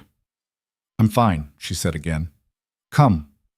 She unlocked the garden door. She eased it open. The garden was empty. The rain had stopped. A blackbird was singing somewhere in the cypress trees, as if nothing in the world had changed, which was, she understood, the deepest cruelty of the world, that birds kept singing through the worst things that happened to you, as if none of it counted. She stepped out. She held Julia's elbow. They crossed the garden low and fast, staying close to the west wall, the way Dario had told her to move when you did not want to be seen. They reached the olive grove. They went down through the trees. They reached the stone shed at the far end, half hidden in a tangle of brambles, a place the men of the villa used to store equipment, and Lena eased the door open with her shoulder and pulled Julia inside and pulled the door closed behind them. It was dark. It smelled like damp earth and oil and old burlap. Julia sank down onto a pile of sacks and began, very quietly, to cry. Not loudly. The way old women cry when they have been taught their whole lives that crying is not a thing a good woman does where anyone can hear. Lena sat down beside her on the sacks. She kept the pistol in her hand. She did not put it down. She put her other arm around the old woman's shoulders, and she pulled her in, and she let her cry into her shoulder. "Shh," Lena whispered. "Shh, shh. It's okay. We're okay. We're okay." She did not know, saying it, whether it was a promise or a prayer. Outside in the distance she could hear more shots, then fewer, then none. She sat in the dark shed with Julia's small shaking weight against her, and the pistol heavy in her hand and the blood drying on the back of her other hand, and she listened to the silence that came after, and she understood, with a kind of clarity that did not feel like triumph and did not feel like grief, but like a third thing she did not have a name for, that whoever had walked into the cellar 5 minutes ago was not the same person sitting in this shed now. The person in the shed had killed a man. The person in the cellar had not. She did not know, yet, what that was going to cost her. She suspected it would cost her something. It would cost her something every night, probably, for a long time. But it had not cost her her hands, and it had not cost her Julia, and it had not cost her the rest of her life. And for the moment, sitting in the dark with an old woman crying quietly into her shoulder, that was enough. She waited for Marco. Somewhere beyond the olive trees, far off, she heard the first distant sound of a car engine on the gravel drive. Fast, coming up hard. The kind of fast that only arrived when a man had been told, in the middle of a meeting in Rome, that his house was on fire and his wife was inside it. She closed her eyes. She held Julia tighter. She did not let go of the gun. The engine on the gravel got closer, and then there were more engines, 2, 3, and then the short, sharp sounds of car doors slamming, and then men shouting. But these were different voices. Voices she knew, the low, even Italian of the men who worked for Marco. She heard her own name being called. Not Lena. Signora Valenti, Signora Valenti, over and over, moving through the garden, moving toward the cellar, fanning out across the grounds. She did not answer right away. It was Dario who had trained her not to. You do not call out to a voice until you have seen the face behind the voice. A voice can be borrowed. A face cannot. So she sat in the dark shed with Julia trembling against her and the pistol in her hand, and she waited, and after a few minutes she heard the footsteps come down through the olive grove, deliberate, unhurried, and a voice that she would have known anywhere in the world, even in hell, said quietly in English from the other side of the door, "Lena." She did not move. "Lena, it is me. It is Marco. If you are in there, do not shoot me, per favore. I am going to open the door." She lowered the pistol, slowly, onto her lap. Her hand was shaking finally, now that it was allowed to. Her whole arm was shaking.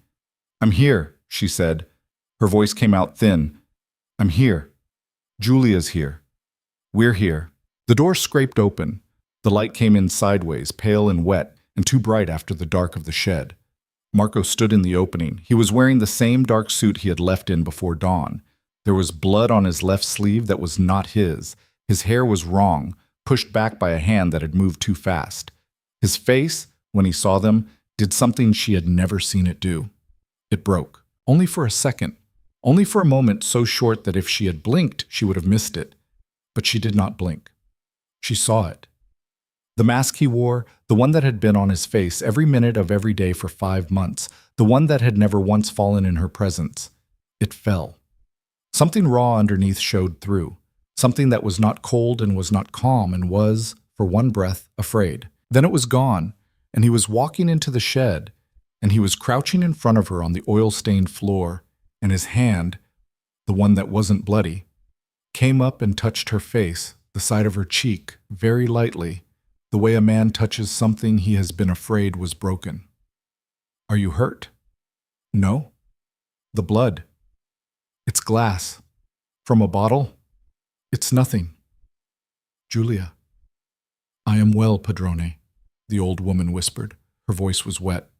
"I am well. The signora, I know." "You know? Tommaso told me. On the drive. They found—" He broke off. He looked at Lena. He looked at the pistol still resting on her lap. He did not finish the sentence. He did not have to. She understood. Tommaso was one of his men. Tommaso had gone into the cellar. Tommaso had seen the dead man against the wine rack, and Tommaso had counted the shots in the body, and Tommaso had called Marco on the drive from Rome and told him it was her. Marco's hand was still on her face.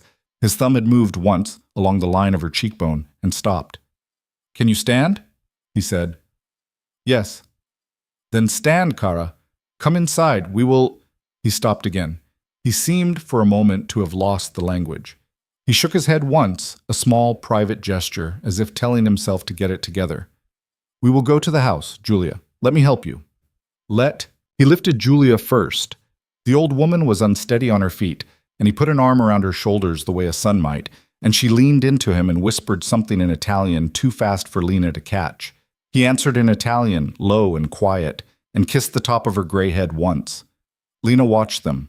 She felt, watching, a small, strange, aching thing in her chest that was not jealousy and was not sadness and was, she realized, the simple ordinary recognition that this house had held a life in it before her and would hold one after her, and that the man she had married was not, as she had sometimes let herself pretend, a stranger. Then he turned back to her, and he offered her his hand, and she took it, and she stood up. She was dizzier than she had realized. She swayed. His other arm came around her waist before she knew it was coming, and she was held briefly against the side of his body, and she could feel the hammer of his heart through his shirt, and it was not steady. It was going very, very fast. She did not say anything about it. He did not either. They walked back up through the olive grove to the villa. His men were everywhere by then, working the grounds, working the house, a small dark-haired one at the gate, another 2 at the front door, another carrying a long black bag with a shape in it out of the service entrance. The shape, she understood, was the man she had shot. She did not look at it. She did not need to. Inside the house, Julia was taken away by two of the younger women who ran the kitchen. Taken, Lena understood, to be wrapped in blankets and given something hot, and put in a chair by a fire and watched. Marco guided Lena up the main staircase, his hand light at the small of her back, not pressing, just there. He took her past her bedroom. He took her instead to his. She had never been in his bedroom before. It was smaller than hers. That was the first thing she noticed, somewhere in the back of her numb-shocked mind. Simpler. A dark wood bed, unmade. A book open face down on the nightstand. A reading lamp still on from the night before. A closet door half open with his shirts in a neat dark row. A small brass lock on the inside of the main door that he turned, once, behind them. She did not flinch at the sound of the lock. A week ago she might have. A month ago she certainly would have. Now she just watched him turn it, and she understood what it meant, and she did not flinch. "Sit," he said. "Marco." "Sit, Lena, please. I need you to sit." She sat, on the edge of his bed. He went into the adjoining bathroom. She heard water running. He came back with a small wet cloth and a little glass bottle of something clear and a strip of white gauze. And he knelt in front of her on the floor, and he took her left hand, very gently, and he turned it over to look at the cut. She looked down at the top of his head. She had never been this close to him before. His hair was thicker than it had looked from across a dining table. There was a small white scar along his temple she had never noticed. She could smell him, soap, and something darker under the soap, a clean human smell of a man who had driven very fast for 3 hours in a car. He cleaned the cut. The clear liquid stung. She did not flinch. He wound the gauze twice around the back of her hand, small and neat. The way a man does a thing he has done for other people before, in other rooms, in other years, in another life she did not know, and did not now have the energy to ask about. He tied it off. He did not let go of her hand. "Marco. Un momento." "Marco, Un momento, Lena. Please, I need a moment. Before I can speak." He kept her hand. He did not look up. She watched him. And slowly, over the course of perhaps a minute, maybe longer, she had lost the ability to measure time. She watched his shoulders, which had been rigid, ease by some small amount. She watched the hard line of his jaw soften into something that was only tired. She watched him breathe in and out, the way Dario had taught her to breathe before a shot, and she understood that the most powerful man she had ever met was sitting on the floor of his own bedroom, holding her hand and trying to remember how to be a person. Finally, he looked up at her. His eyes were wet. Not crying. Wet. There was a difference. Crying was a thing that was leaving. This was a thing that had been held so long it was just sitting at the top of him with nowhere to go. "I should not have left you this morning. You didn't know." "It does not matter. I should not have left you. I have known for 3 weeks that someone was moving against me. I have known for 3 weeks, Lena. I should have been in this house. You said you had a meeting in Rome." "The meeting in Rome was the bait. I see that now. They waited for me to leave the villa. They were not coming for me. They knew they could not take me. They came for you." She did not say anything. "You understand what that means," he said. "Yes." "Tell me what it means."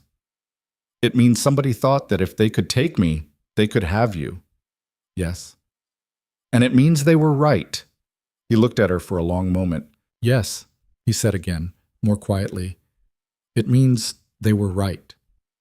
It sat in the air between them. Neither of them tried to take it back. It was, she understood, the most honest thing he had ever said to her, and it was terrible, and it was also a gift, because a man who said a thing like that out loud could not afterward pretend he had not.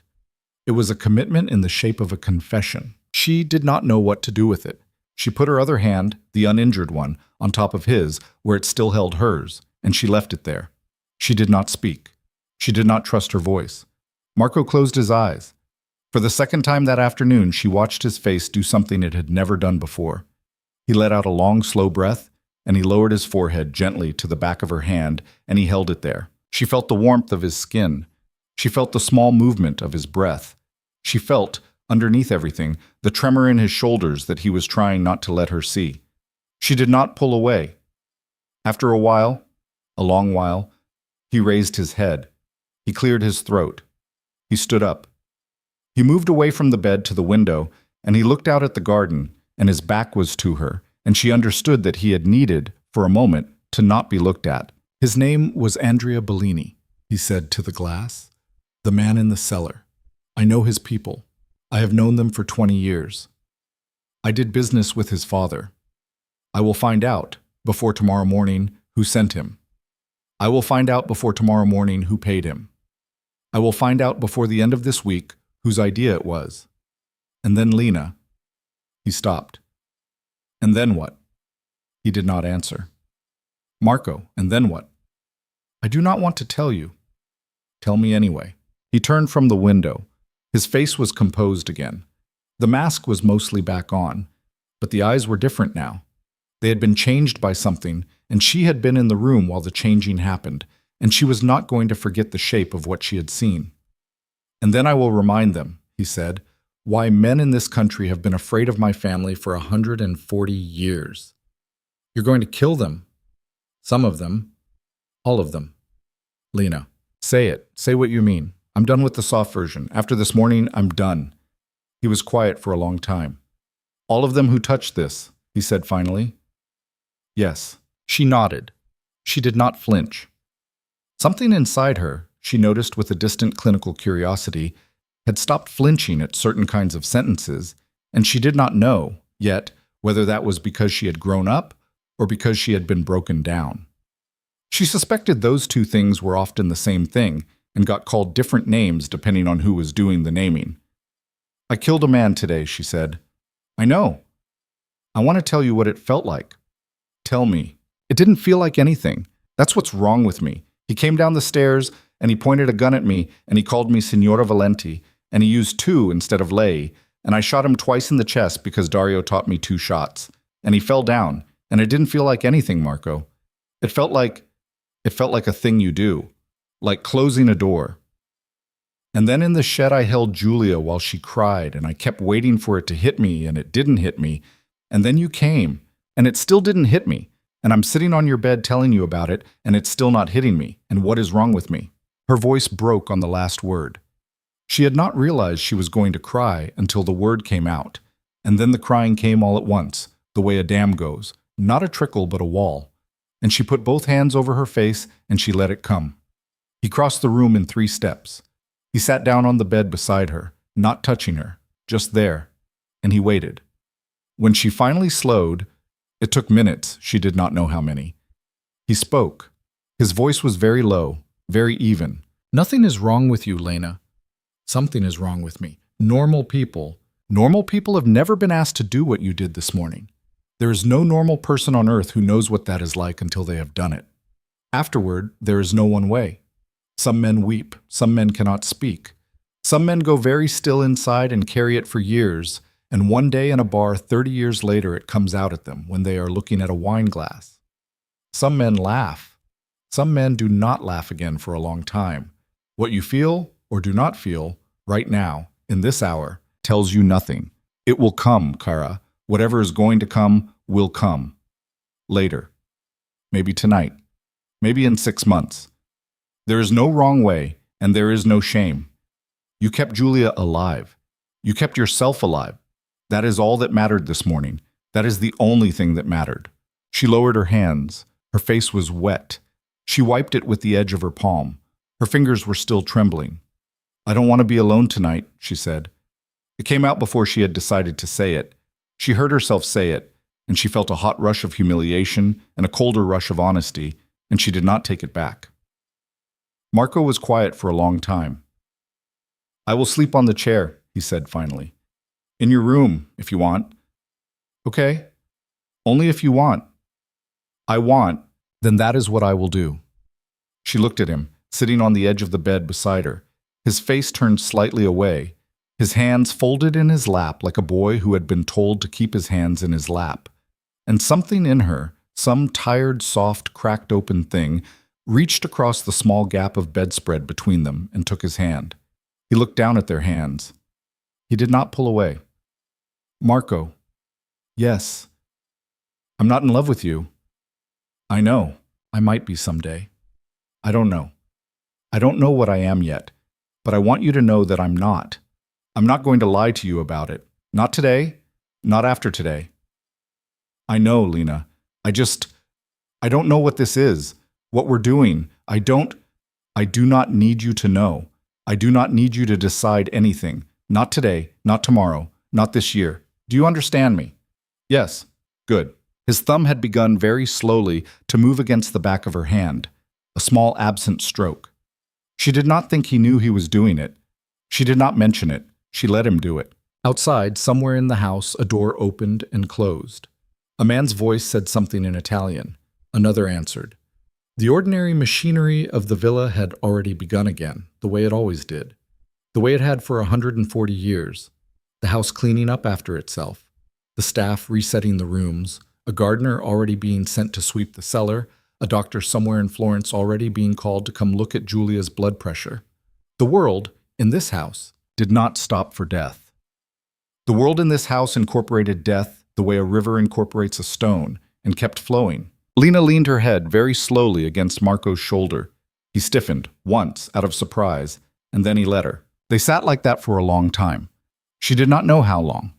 The light through the window changed and changed again, and the afternoon bled into the early evening, and somewhere she could smell bread again from the kitchen, and she thought, with a distant fuzzy amazement, they baked bread today. They baked bread on the day that men came into this house with guns. They baked bread. Because bread is something you do. Because life is something you do. After a while, Marco spoke very quietly against the top of her head. Lena. I have to make phone calls now. I am sorry. I cannot not make them. I know. Will you be all right if I go? Yes. I will come back. Before dark. I will have dinner sent up. Julia will come sit with you if you wish. Okay. I will not leave the villa tonight. Okay. He got up from the bed, slowly, as if he were sorry to. He paused at the door.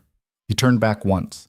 He looked at her sitting there on the edge of his bed with her bandaged hand and her tangled hair and the line of dried blood on her cheek that neither of them had cleaned yet, and he looked at her for a long moment, and then he said, Thank you, Cara, for being alive tonight. That is the only thing I needed from this day. He closed the door softly behind him.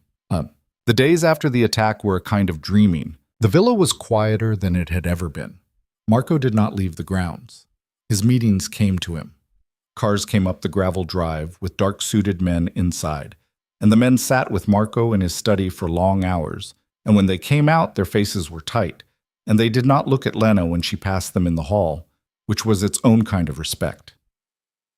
Julia, to everyone's astonishment, insisted on returning to her duties within 2 days, although Marco ordered her off the back stairs until further notice and installed a girl of 23 named Paola to do the heavier carrying. Julia pretended to be offended. She was not offended. Lena saw her, on the third evening, holding Paola's hand briefly in the kitchen and pressing a small folded banknote into it, a tip for having taken the weight off an old woman's knees without being asked. Lena did not mention it. Some kindnesses were for the kindness giver alone. She did not sleep well those first nights. Marco did in fact sleep in the chair in her room for 3 nights running, and she did not send him away, and he did not come to the bed, and they did not speak of it during the day. It was a thing that existed inside the hours between 11 at night and 6 in the morning, and outside those hours it did not exist at all.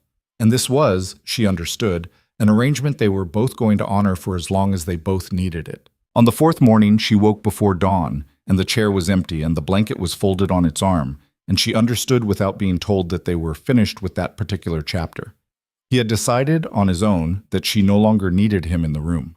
She was angry about it for perhaps 30 minutes, and then she realized that what she was actually angry about was that he had been right, because she had in fact slept through the night, and she had not had the dream. And her hands did not shake any more in the morning when she picked up her coffee cup, and something inside her had quietly mended a little, the way bones mend without telling anyone. It was around this time, in the weeks after the attack, when the house had settled into its new, closer shape, that she began to suspect she was pregnant. She did not tell anyone. Not at first. She sat with it for almost 2 weeks, watching her own body, watching the mornings, watching the way the smell of coffee had begun to do something small and off to her stomach that coffee had never done before. She had not, they had not, many things, but they had not been nothing either. In the weeks after the attack, in the rooms between the rooms, in the long quiet evenings when the walls of the villa had gotten smaller and smaller. She was 19 years old, 20 now actually. Her birthday had passed 3 weeks ago without mention, because she had not wanted the mention, because a birthday had felt like a thing for another person, a person she had not been since the airport. She had become, by small degrees, a woman who let her husband hold her hand in the dark of a bedroom she had once tried to break out of. She had become, by smaller degrees, a woman who let him do other things. She had allowed herself those things by not thinking about them. Now, the thing that had come of not thinking about them was inside her, and there was no way, any longer, not to think. She bought a test in Florence on a Thursday. She went into the city with Julia for a lunch with Sofia Raguso. They had, improbably, become something like friends, Sofia and Lena, the kind of friends who made each other nervous and also made each other better. And after lunch, she slipped into a small pharmacy on a side street while Julia was looking at scarves across the piazza. And she paid in cash, and she tucked the small paper box into the bottom of her bag under a folded cardigan. She took it that night in her own bathroom, with the door locked, which was funny because no one in this house was going to come in without knocking anymore. No one, not even Marco, not once. She set the small plastic stick on the edge of the sink. She washed her hands while she waited. She looked at herself in the mirror. She did not look 19 anymore. She did not look 20. She did not know what she looked. She looked like a woman who had been on the edge of a bed holding a dead man's phone in her pocket. And she looked like a woman who had let her husband kiss her, for the first real time, in the doorway of his study, 3 weeks after that dead man, and who had kissed him back. She looked like the sum of every door she had walked through in this house. And the sum of every door was not the girl from Ohio anymore. And the girl from Ohio was not coming back. The girl from Ohio was in a photograph somewhere in an album in a house she would never see again. And Lena Valenti was here, in the mirror, pale and tired, and something else. Something that was not unhappy. The stick turned. She stared at it. She picked it up. She read the small paper insert that had come with the box to make sure. She read it twice. She set the stick down again. She sat down on the edge of the tub, and she put her hands over her mouth, and she did not know if she was laughing or crying or both. And it turned out, after a minute, that it was both. And that was all right, because this particular bathroom had heard a great many sounds from her over the last 6 months, and one more was not going to hurt it. She did not tell Marco that night. She told him the next morning on the terrace, with the sun just up and the coffee between them and his newspaper folded by his elbow. She told him in one sentence, without looking at him, because she did not know how to look at him while she said it.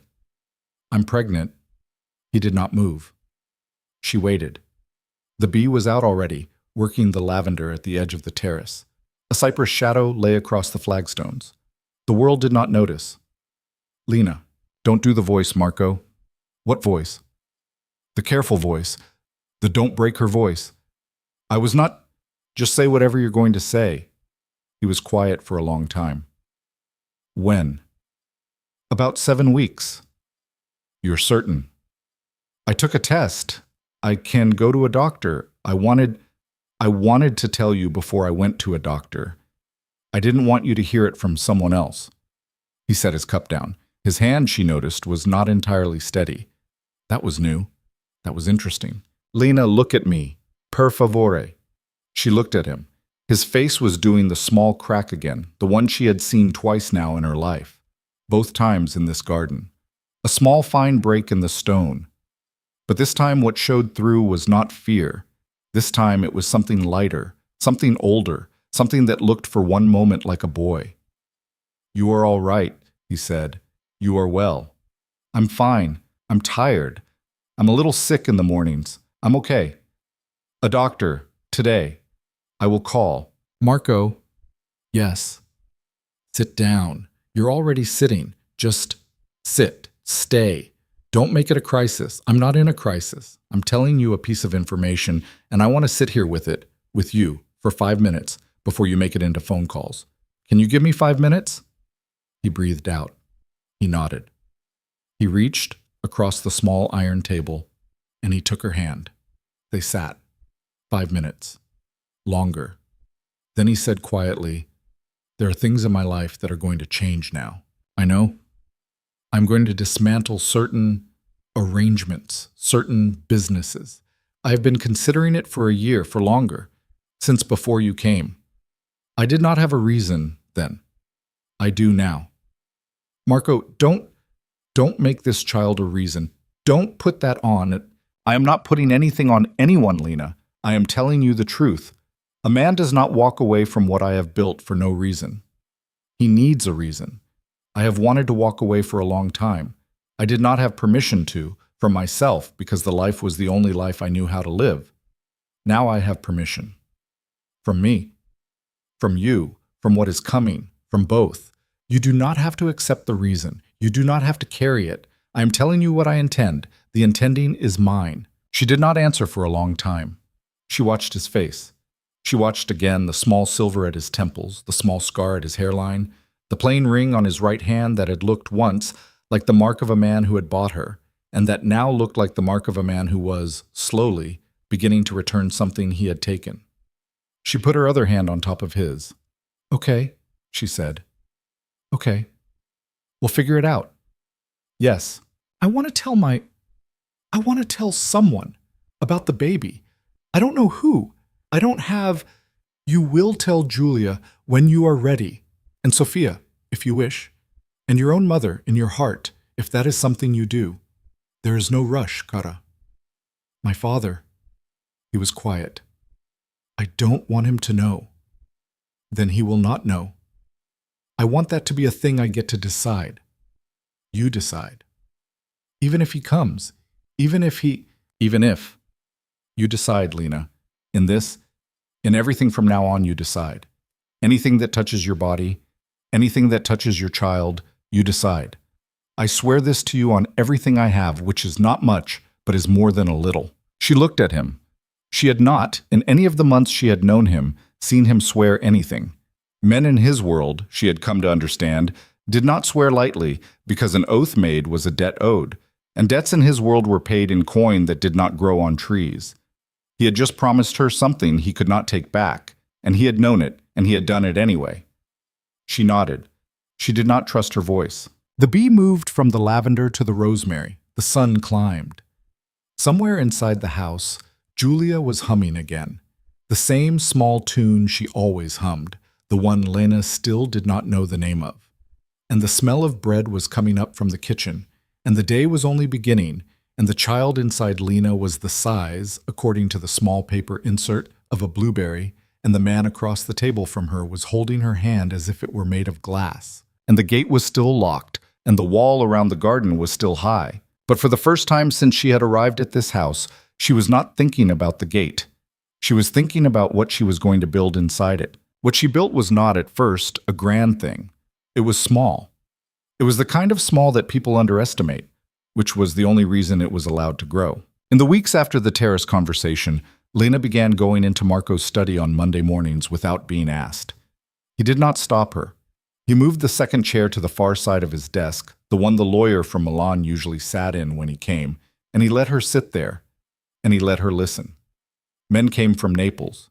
Men came from Palermo. Men came from a small, hard-faced town in Calabria she could not find on the map until Marco drew it for her on a napkin. They did not, at first, know what to do with her.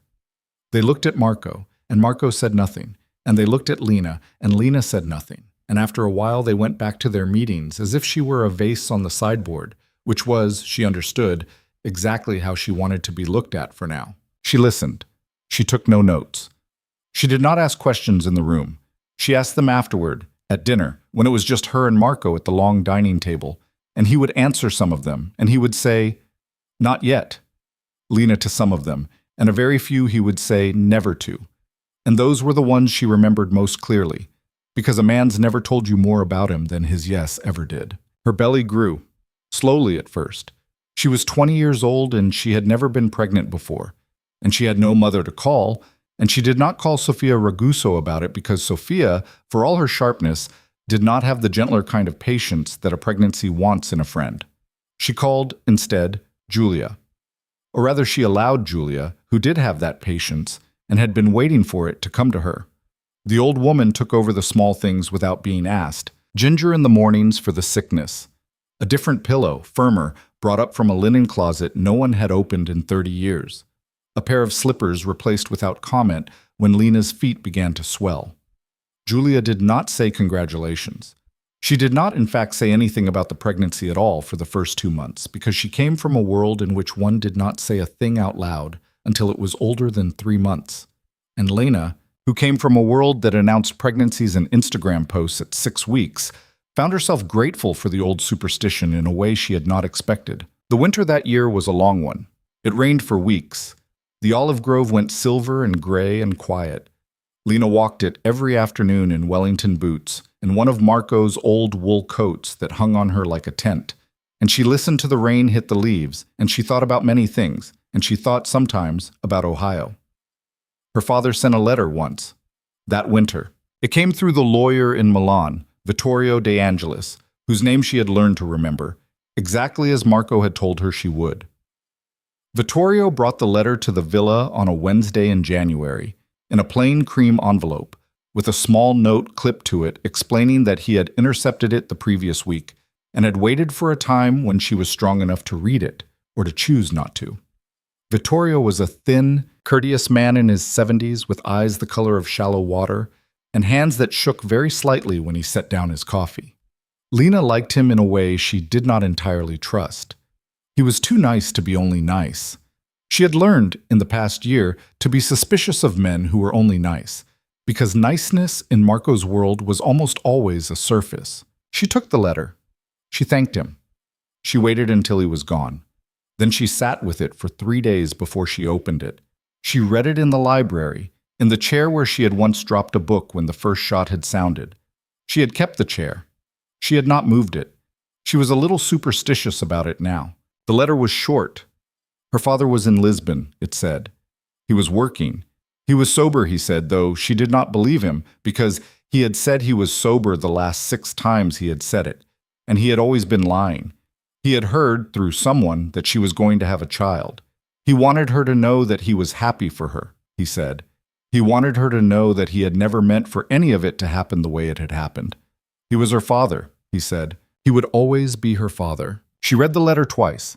Then she folded it back up and put it in its envelope and sat for a long time with her hand on her belly, which was, by then, round and obvious, a thing she could not hide even in Marco's coat. And she thought about the man who had written the letter and the man who had walked her off the plane in Florence, and she tried to decide if they were the same man. They were. That was the hard part. They were the same man, and he had always been the same man, and he had always been a man who was going to trade her away someday for something he thought he needed more than her. And the only mercy in her life was that he had traded her to someone who had turned out, in spite of himself, to be better than he was. She wrote him back. She took 2 days to write it, not because it was long, because it was hard. What she wrote, in the end, was 3 short paragraphs. "Dad," she wrote, "I got your letter. I'm glad you're working. I hope you're sober. I hope you stay sober. I'm not going to write to you after this. You are not going to meet this baby. I want you to understand that it is not a punishment. It is a decision. I made it for the same reason Mom used to hide the checkbook. You are not a safe person for people who love you. And I have somebody now who is going to love me, and I am going to love her back. And I am not going to put her in the same room with the person who put me on that plane. If you ever need to know that I am alive, Vittorio will tell you that much. He will not tell you where. He will not pass messages. Please don't ask him to. I am not angry anymore. That is the part I want you to know. I am not angry because being angry at you would mean still carrying you, and I am putting you down now. I hope you find a way to put yourself down too, someday, somewhere soft. Goodbye, Dad. Lena." She sealed it. She gave it to Vittorio on his next visit. He took it without a word. She never heard from her father again. She did not know later whether he had received the letter, or whether he had read it, or whether he had been sober when he read it, and she decided, in stages over several years, that it did not matter. She had said the true thing to him. The thing he did with it was his. Their daughter was born on a Tuesday in April. Lena did not at the time appreciate the irony that it was a Tuesday, which had been for some time the day of the week she was most careful to watch. The labor was long and difficult. 26 hours, the doctor in Florence said afterward, which was not unusual for a first child, though Lena thought the doctor was underselling it. She remembered Marco's face at the edge of the bed, white and still and more afraid than she had ever seen him, more afraid even than in the shed, and she remembered Julia's hand on her forehead. And she remembered the moment, very late in the second night, when she had been certain she was not going to survive, and had said so, out loud, and Marco had leaned down very close to her ear and said, "Lena, listen to me. You are going to. You are going to, because I am telling you, because I require it." And she had laughed, actually laughed through the pain, because only Marco Valenti would try to order a woman in labor to stay alive, and somehow the laughing had given her enough breath for the next contraction, and then the one after that. The baby came just before dawn. A girl. 7 pounds and change, a head full of dark hair that would later go lighter, a cry that took 10 seconds too long to start and then would not stop for an hour. They named her Elena, after Lena's mother, who was not there to see her, which was, Lena thought, in the quiet of the first hour when the baby had finally fallen asleep on her chest, probably the largest loss she had carried into this room. Her mother should have seen this child. Her mother would have been insufferable about it, in the best way. Her mother would have cried, and then pretended she had not been crying, and then cried again while pretending she had allergies. Marco sat beside the bed for the rest of that morning. He did not sleep. He did not put the baby down once she was placed in his arms. He held her the way Lena had never seen him hold anything in his life, with a kind of careful astonishment, as if he had been told the thing in his hands was his, and he had not yet decided whether to believe it. When the baby's small hand came out of the blanket and latched onto the tip of his finger, Marco looked at Lena, and his face did something it had not done before, and Lena understood, very quietly, that she had finally watched a wall come down in her husband that had been standing there longer than she had been alive. "Hello," he whispered to his daughter, in English, which was strange because he almost never spoke English to anyone but Lena. "Hello. Hello, Bambina." Lena watched him. She did not say anything. Some moments you did not speak into. The dismantling had begun months before Elena was born. By the time the baby was 6 months old, it was well underway, and by the time she was a year, it was, in the ways that mattered, mostly done. Marco did not talk to Lena about all of it. She did not ask him to. What she understood was this: he had inherited a thing from his father, and his father from his father. A set of arrangements in a set of ports and a set of cities. And some of those arrangements were the sort of thing that could be sold to legitimate companies at a discount, and some were the sort of thing that had to be ended, and some were the sort of thing that had to be ended in a particular way, by a particular hand, so that the ending did not open a door through which worse men walked in. He spent a year and a half doing this. He traveled more than she would have liked. He came home tired in a way she had not seen him tired before. A deep, in-the-bones tired that no amount of sleep seemed to touch. He lost weight. He went gray faster at the temples than he had before. She did not nag him about any of it, because she understood that what he was doing, in part, for her. And a woman did not nag a man out of a thing he was paying for in his own body on her account. What she did instead was learn. She learned Italian to the point that she dreamed in it. She learned French to the point that she could disagree in it, which Signora Conti said was the highest level any foreign speaker ever reached.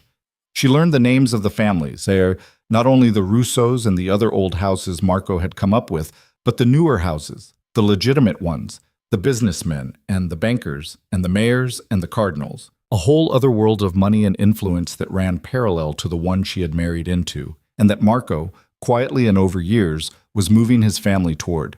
She learned how to read a balance sheet because Vittorio taught her. She learned how to host a dinner of 34 people without a single seating mistake, because Sofia Raguso taught her, and Sofia had a memory for slights like a ledger. She learned how to hold a baby on her hip and conduct a phone conversation in Italian with the prefect of a Tuscan province about the repair of a municipal road that Marco's family had paid for since 1891.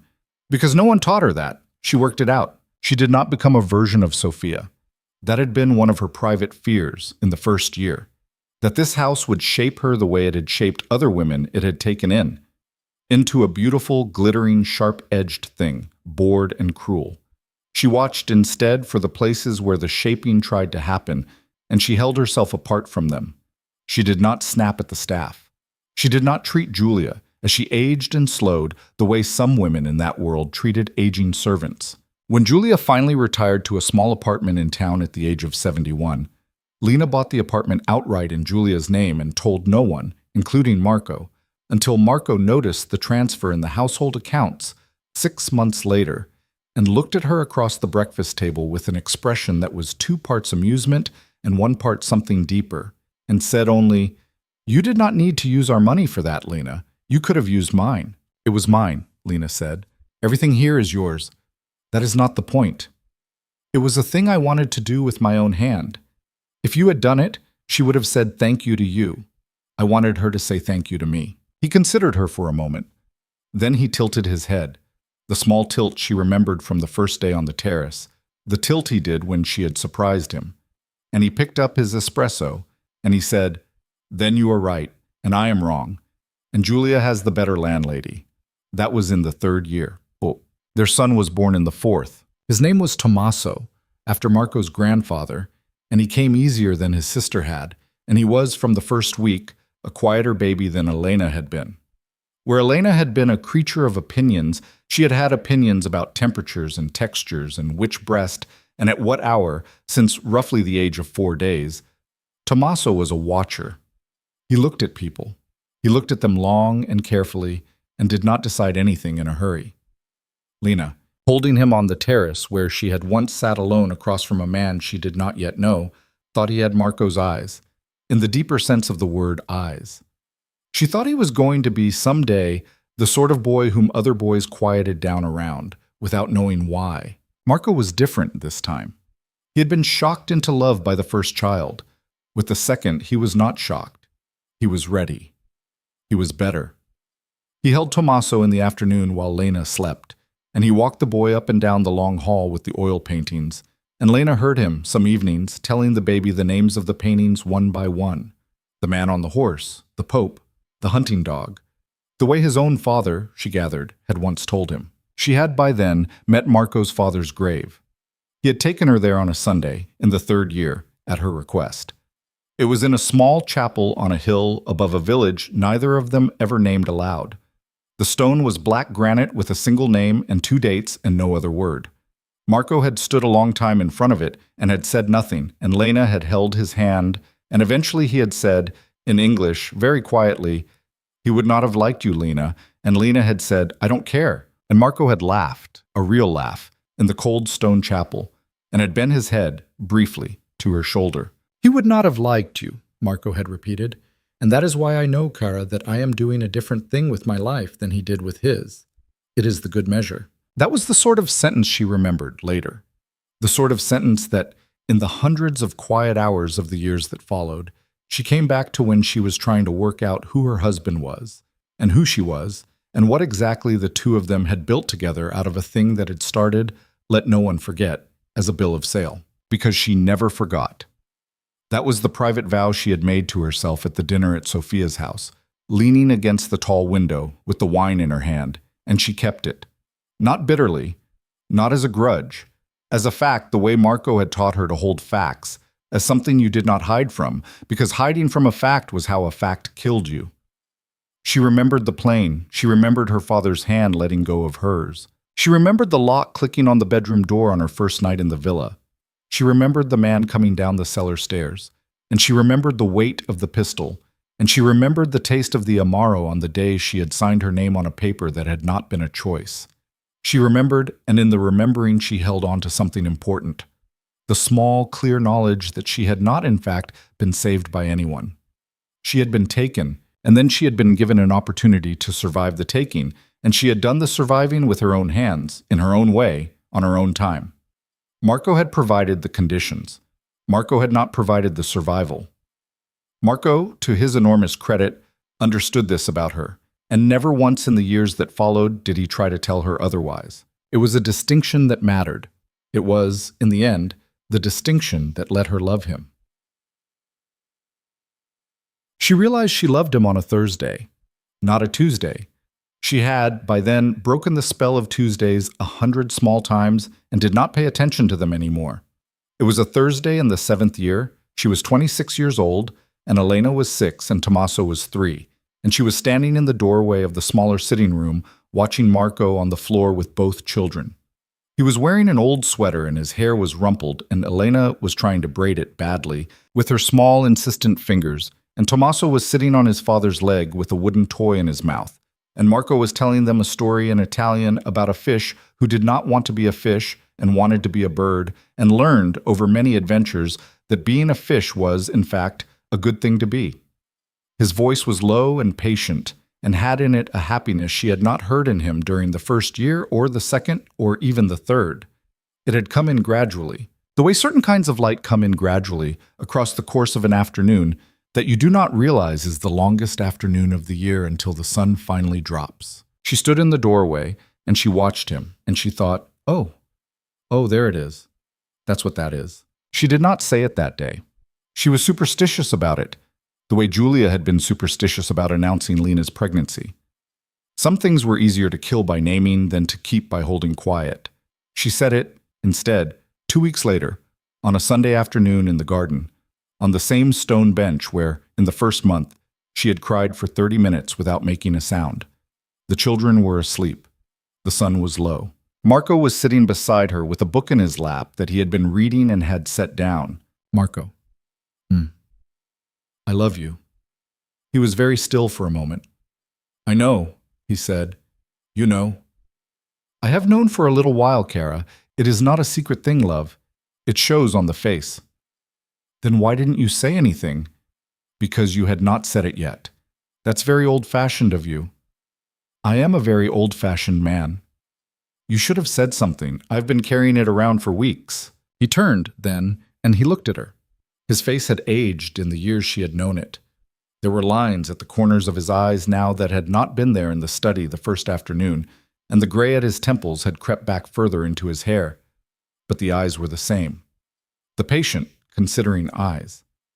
The eyes that on her first morning on the terrace had appraised her like a man appraises a thing delivered to his door, and that, somewhere in the years between, had stopped doing that and had started doing a different thing, a thing she could not name but recognized on sight. Lena, he said, do you remember, in the first year, what I told you about the day you forget?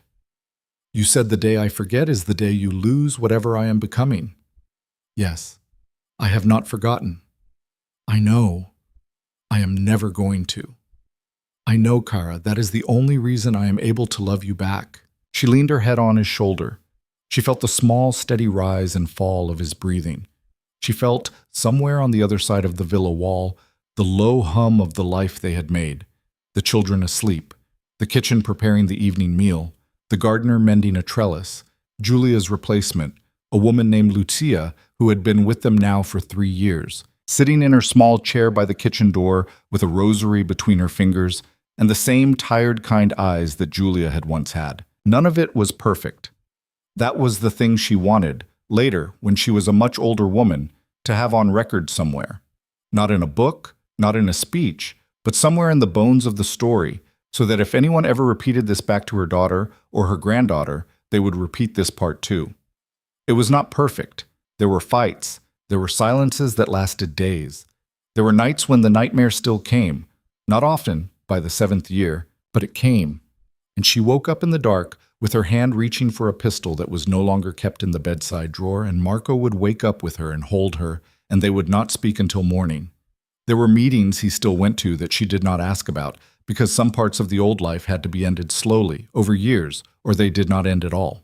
There was a morning in the 9th year when a car did not arrive when it was supposed to, and for 20 minutes Lena sat in the kitchen with Lucia and held Lucia's hand, and they both looked at the clock. And when Marco's car finally came up the drive, Lena walked out to meet him and did not say a word, and he did not say a word, and they simply held each other, standing on the gravel, for a long time. And that was a kind of marriage too. There was her father, who died in the 11th year, in Porto, alone, of something that had probably been alcohol, but that the Portuguese death certificate politely listed as cardiac. Vittorio brought her the news. She cried for an afternoon, and then she did not cry about him again. She had, as she had told him in the letter, put him down years before. What she grieved, she understood, was not the man. It was the father she had wanted him to be when she was 6. That child was the one she mourned, not the man in Porto. and the morning was quick because she had already done most of it over 20 years of Sundays. There was Julia, who died in the 13th year, peacefully, in the apartment Lena had bought her, with a nurse Lena had hired holding her hand and Lena herself on the other side of the bed. Julia had looked at her, near the end, and had said Signora with a small wrinkled smile, the way she had said it the first night in the villa. Lena had said, "Signora yourself, you old woman." And Julia had closed her eyes and gone to sleep, and not woken up. And Lena had cried harder at that bedside than she had cried at her father's news, and she was not ashamed of that. Love, she had come to understand, was not a thing that always ran along the lines of blood. Love was a thing that ran where you let it run. Whoop-ah. 12 years after the plane, Lena stood on the terrace in a dark green dress that was not quite the dress from the Raguso dinner but was close enough to be a quiet private joke, and she watched her daughter, 13 now, tall for her age, with Marco's eyes and Lena's mouth, argue in rapid Italian with one of the kitchen staff about the placement of the flowers for the evening's party. Tommaso was on the far side of the terrace with his father, both of them bent over something on a phone, Marco's hand resting easily on the boy's shoulder. The party that night was for her, 32 years old. She had not wanted a party. Marco had insisted. Elena, hearing of the insistence, had taken Marco's side with the unflinching loyalty of an oldest daughter who had already, at 13, learned how to orchestrate her parents into the shapes she wanted them in. And so there was a party. Sofia Raguso came early, as she always did. Matteo had died 2 years before. The heart, in his case, as the heart in men like Matteo always eventually was. And Sofia had surprised everyone, including herself, by becoming an unexpectedly formidable widow, running Matteo's old legitimate businesses with a tighter hand than he ever had. She came up the terrace steps in a black suit with diamonds at her ears, and she looked Lena up and down and said, in English, "You look tired. You look happy. I do not approve of either of these things, but I will allow them for one evening." Hello, Sophia. Hello, little American. Come, kiss me. I will pretend to be bored. It is my only entertainment. Lena kissed her on both cheeks. Sophia held her shoulders a second longer than strictly necessary, and her eyes, which had once, a very long time ago, measured Lena like a fabric to be priced, were soft for one short beat before she covered it. 32, Sophia said. Dio. When I was 32, I did not have 2 children and a terrace and a husband who loved me. I had a husband. They are not the same thing. I'm sorry, Sophia. Do not be sorry. Sorrow is for women who have not figured out how to be useful. I am very useful. Come, tell me about Elena's school. I need an enemy to sharpen myself on, and the stupid headmistress will not answer my letters. Lena laughed. She walked with Sophia to the small group near the fountain. She poured wine. She greeted Vittorio, who was 78 now and needed a cane, and who had brought as his date a quiet Milanese widow named Teresa, who had clearly, in the previous year, become important to him in a way he did not yet know how to speak about. She greeted Dario, who at 54 had gone thick in the shoulders, but was still the only man in the room, other than Marco, who made the younger men quiet down when he entered. He kissed her hand, as he always did at these parties, and he said, "Signora," as he always did. And she said, "Stop calling me that, Dario. We have known each other for 13 years. And he said, "I will stop calling you that, Signora, when you are dead." And they both laughed, because it was the same joke they had been making for 10 years, and neither of them were ever going to get tired of it. Marco crossed the terrace to her. He put a hand on the small of her back. He kissed the side of her temple briefly, the way he always did in public, not more. He did not believe in more in public. A man of his generation, a man of his world. And he handed her a small glass of the Amaro that they had drunk on their wedding day. They always drank it now, on her birthday. It was a joke between them, a dark one in the beginning. By this year, it had become a simple one, which was, she understood, the right arc for a joke between a husband and a wife, if you were lucky. "Salute," he said. "Salute, caro." They touched glasses. Across the terrace, Elena had given up on the flowers and was laughing with her brother. Tommaso was mimicking something, probably a teacher, and Elena was laughing hard enough that she had to sit down, and the sound of it carried across the stone and the old pots and the lavender, and Lena heard it, and she thought, I was 19 years old. I got on a plane. A man handed me to another man like I was a thing to be handed. I thought my life was ending. I thought I was going to spend the rest of my days in a room with a door that locked from the outside. I was wrong about the ending. I was wrong about the room. I was wrong about almost everything I thought that first day, except one thing. I was right that the girl who got off that plane did not come out of the house alive. She didn't. She's not in this dress. She's not drinking this Amaro. She's not the mother of those 2 children on the other side of the terrace. She died somewhere in the first month, probably in the garden, probably on that stone bench. And I've been a different woman ever since. But the different woman got to choose what she became. That's the part I didn't know when I was 19. I didn't know that the dying was not the ending. I didn't know that on the other side of the dying, there was a door you had to open with your own hand, a door nobody could open for you, not even a man who loved you, not even a man who had all the money in Italy. I didn't know that a cage is only a cage if you stay the same person inside it, and that if you let yourself change, if you let yourself learn and watch and listen and hurt and heal and kill when you have to, and love when you are ready, the walls start to mean something different. That's what he told me the first week on that terrace. I didn't believe him. He was right. I hate a little bit that he was right, but he was. I was claimed. I don't forget that. I'll never forget that. I don't let my daughter forget that either. When she's old enough to understand it without being scared by it, I'm going to tell her the whole thing. Every piece. The plane, the lock, the cellar, the letter from Porto. I'm going to tell her that her mother was bought and sold at 19, and that her mother built a life anyway, and that the life was a good one, not because the buying was forgiven, but because the built was real. I want her to know the difference, because the world is going to try to sell her things too someday. Different things, cheaper things.